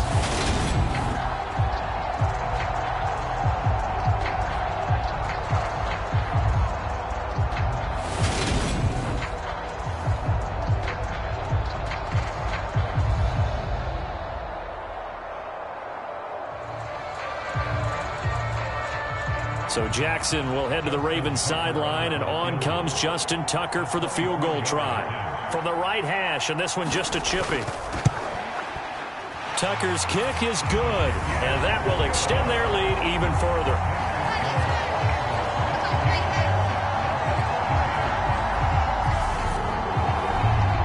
So just 3 points there, but that important in the grand scheme of things, as it's now a 3-score lead. And to now, the other guys haven't shown that they can do anything offensively, so just take the points, keep adding that cushion, and let your defense win you the football game.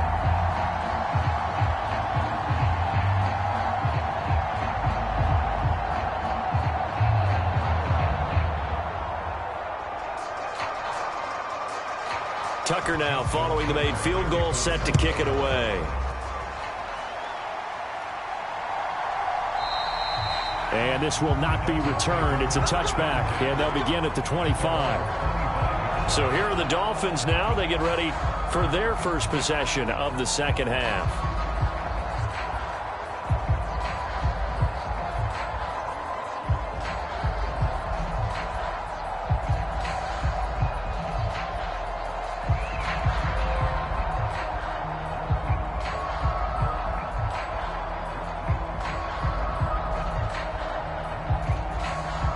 And the Dolphins now with a 1st and 10 at their 25-yard line. He'll look to Mostert to start things out. And this will be a gain of 5 as he gets it to the 30. Well, that's a thing of beauty right there. Look at how quick those blockers fired off the line once the ball was snapped. That was an O-line on a mission, all in sync, and the defense is lucky that play only picked up 5 yards.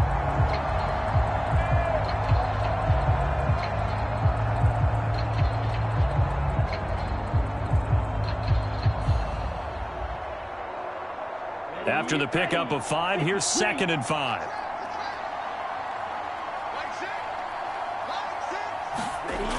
Now Tua throwing quickly to Wilson. And he'll be tackled right on the chalk of the 45. Second catch for him today, and it'll wind up a 1st down. You can see the time and effort and thought that they put into their passing game because it was evident right there.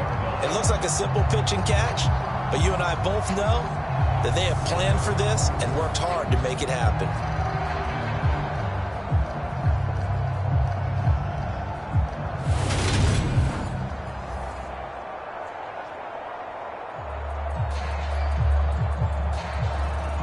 Ready, block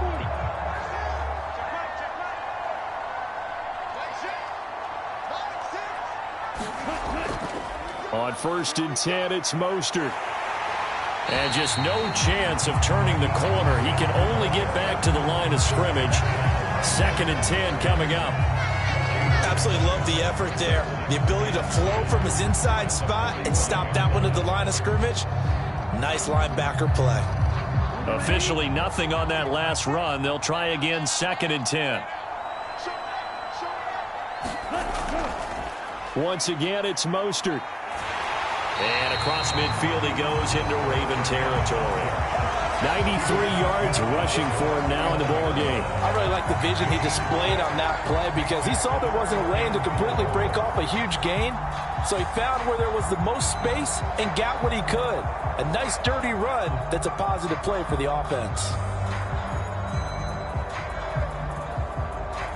This offense in desperate need of a conversion as they come up on 3rd down. Tagovailoa working out of the gun.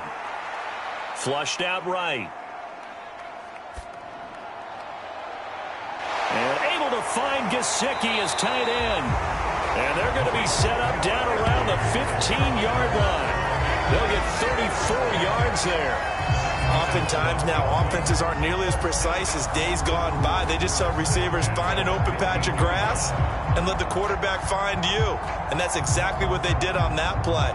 First with the pass through the air, nice chunk of yardage there, and then additional pickup with his legs after the catch.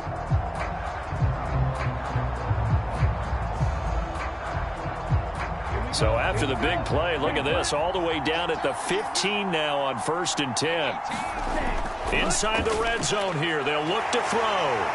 And he can't quite get there. Tackled down at the 1. Back-to-back nice gains. That one for 14 yards and another 1st. I think he has to be saying to himself, how did that not wind up a touchdown? Remember, you just need the tip of the ball to cross the plane. It's not going to get there, but they're going to be set up in great shape with 1st and goal. Here's Tua. That one thrown away from the pocket. And the officials kind of looking at each other, but they'll say there was a receiver in the area, so no penalty, just an incomplete pass. Down this close to the goal line, 1st down. Surprised that wasn't a run? I am, and you know I'm old school. I want to run the ball on 1st down in this situation because 2nd down, that gives me that option of running play action and maybe throwing it. Mostert And just a short gain that time as they're able to get him down. A minimal gain there on the 8th play of the drive. Oh, you're going to have to stretch for this one. This is 4-down territory. They've got to get it in with the deficit that they're facing. Absolutely. It's not the 4th quarter, but still, I think you can't be thinking 3 here. Now, if you do that, you might as well go ahead and fold up on this one, but I don't think they're built like that. Again, it's Mostert, and he is in. Touchdown, Miami. It's a 1-yard touchdown run, and the Dolphins get a bit closer. So the 2nd down run didn't work. They run it again on 3rd down and get in. I wasn't sure if they might pass it, Charles. We know that they like to mix it up down here around the goal line. Yeah, almost felt like the offensive line said, forget mixing it up. Let's call our favorite running play over our best blockers, and let's get this one in. Jason Sanders now for the extra point.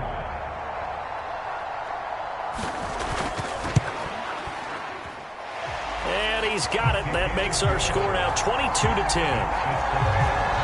So a nice drive put together there. They go 75 yards in 9 plays. And it was capped off by a touchdown run from Raheem Mostert.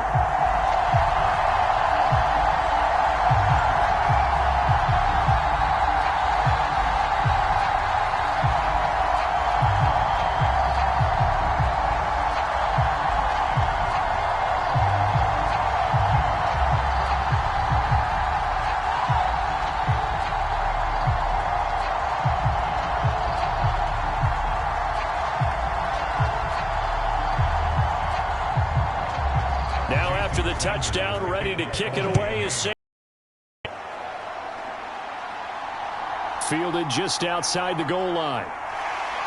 And he brings us out past the 20 to the 24.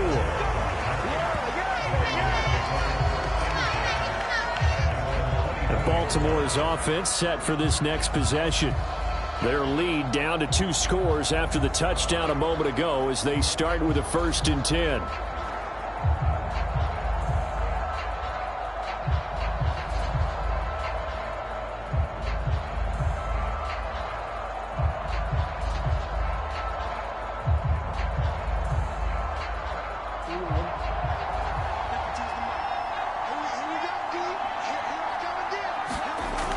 The drive will commence with a run by J.K. Dobbins. And nothing much materializing there on the 1st down run. He'll get a couple, and that's it. Defensively, we always know that he is tough in run support, and I think the way that he gets there is he understands what an offense is going to do before the ball's even snapped. A great job of scouting prior to the game, then reading, reacting, and taking the right path to the ball carrier. 2nd down, here's an option right. And he'll wind up losing yardage here back at the 21-yard line. That's going to go down as a loss of 5, and it brings up 3rd down. Well, they have had success when he keeps the ball in the option, but not there. I mean, you just saw exactly why many old NFL coaches would say, don't use your quarterback in the running game.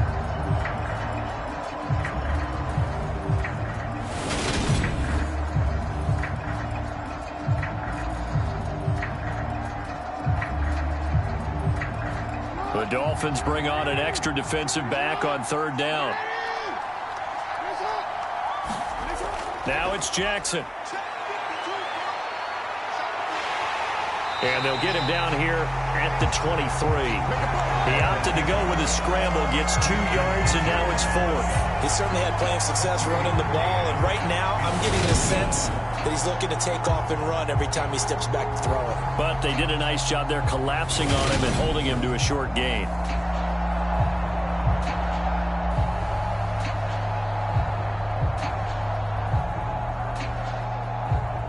The Ravens send their punter out now as he'll kick it away for the 2nd time.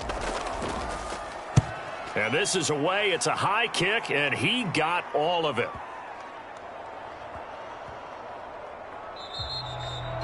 Yeah, he was looking for the checkup bounce, didn't get it. That scoots all the way into the end zone now for a touchback. The Dolphins offense now ready to go back out onto the field. Right now, Charles, it just feels like they're trying to keep pace. They did score the touchdown last time out, but they still trail by double digits here. We'll see if this offense is once again up to the task. Yeah, and I think that after the last drive, they've got to be pretty revved up, don't you think? Everything they were doing was working pretty well. They go back out there with the same mindset, play at the same tempo and the same pace. Still a lot of time left to make something happen in this one. Play action. Now it's Tua. Going for the deep ball. And that's caught inside the 35. And he steps out of bounds, but not before he gets inside the 35. It's a big play there for Miami. 47 yards. We always talk about the guy who paid off the play, don't we? A guy who caught it or ran it. But how about the elements that go into making a big play? This one in particular, able to scan the field. Pocket held up nicely. What a terrific job by the offensive line. The route well run, and the football right on the money. So the big play changes the complexion of things. Here's 1st and 10 just outside the 30. They'll set up to throw. He lets this one fly toward the back of the end zone. Back of the end zone. Could he get his feet down? No, it's incomplete. I'm sure this isn't a novel thought, but maybe run some simpler routes instead of trying to get it all back in one shot. Defense certainly appears to be ready for him. Try and get it back little by little instead of in big chunks. 2nd and 10 from the 33-yard line. A run with Mostert up the middle. And he'll get a little over 2, maybe a full 3 down to the 32-yard line.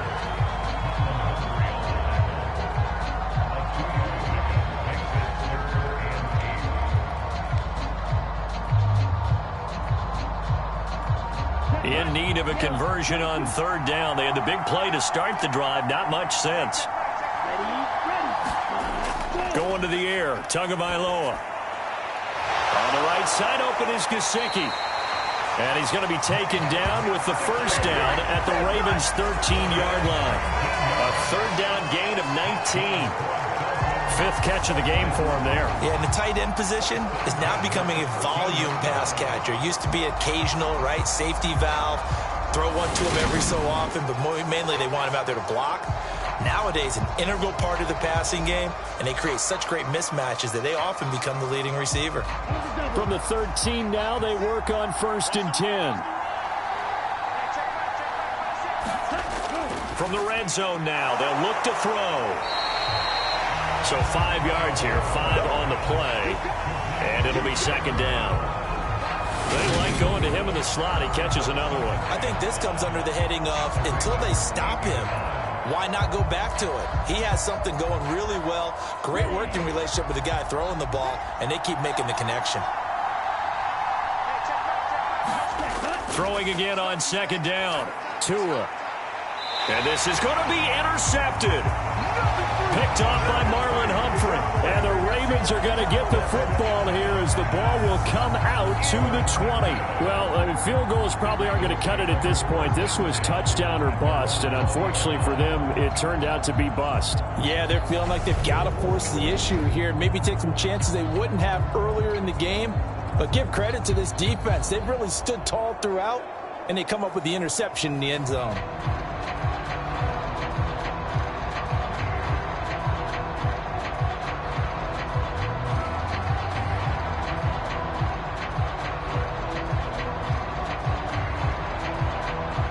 Jackson and the Ravens come up now 1st and 10 at the 20.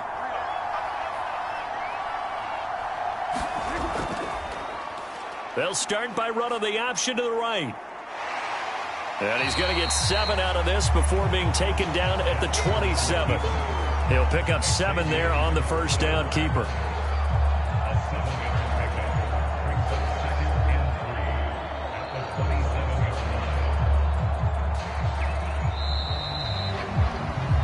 As they come to the line, they will not be able to get off another play as time has run out on this 3rd quarter. You are watching the NFL on EA Sports.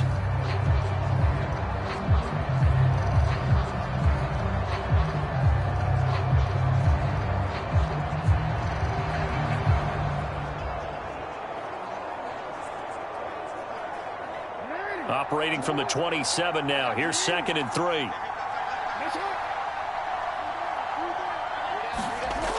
Jackson. And intercepted. Maybe the turning point they need.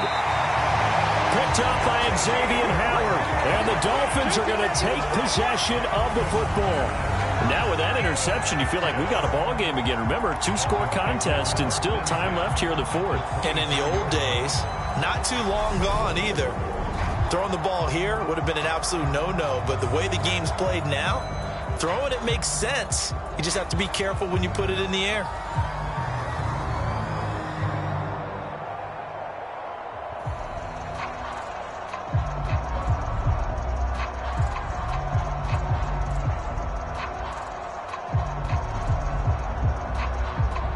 Here we go, set, yellow, 43.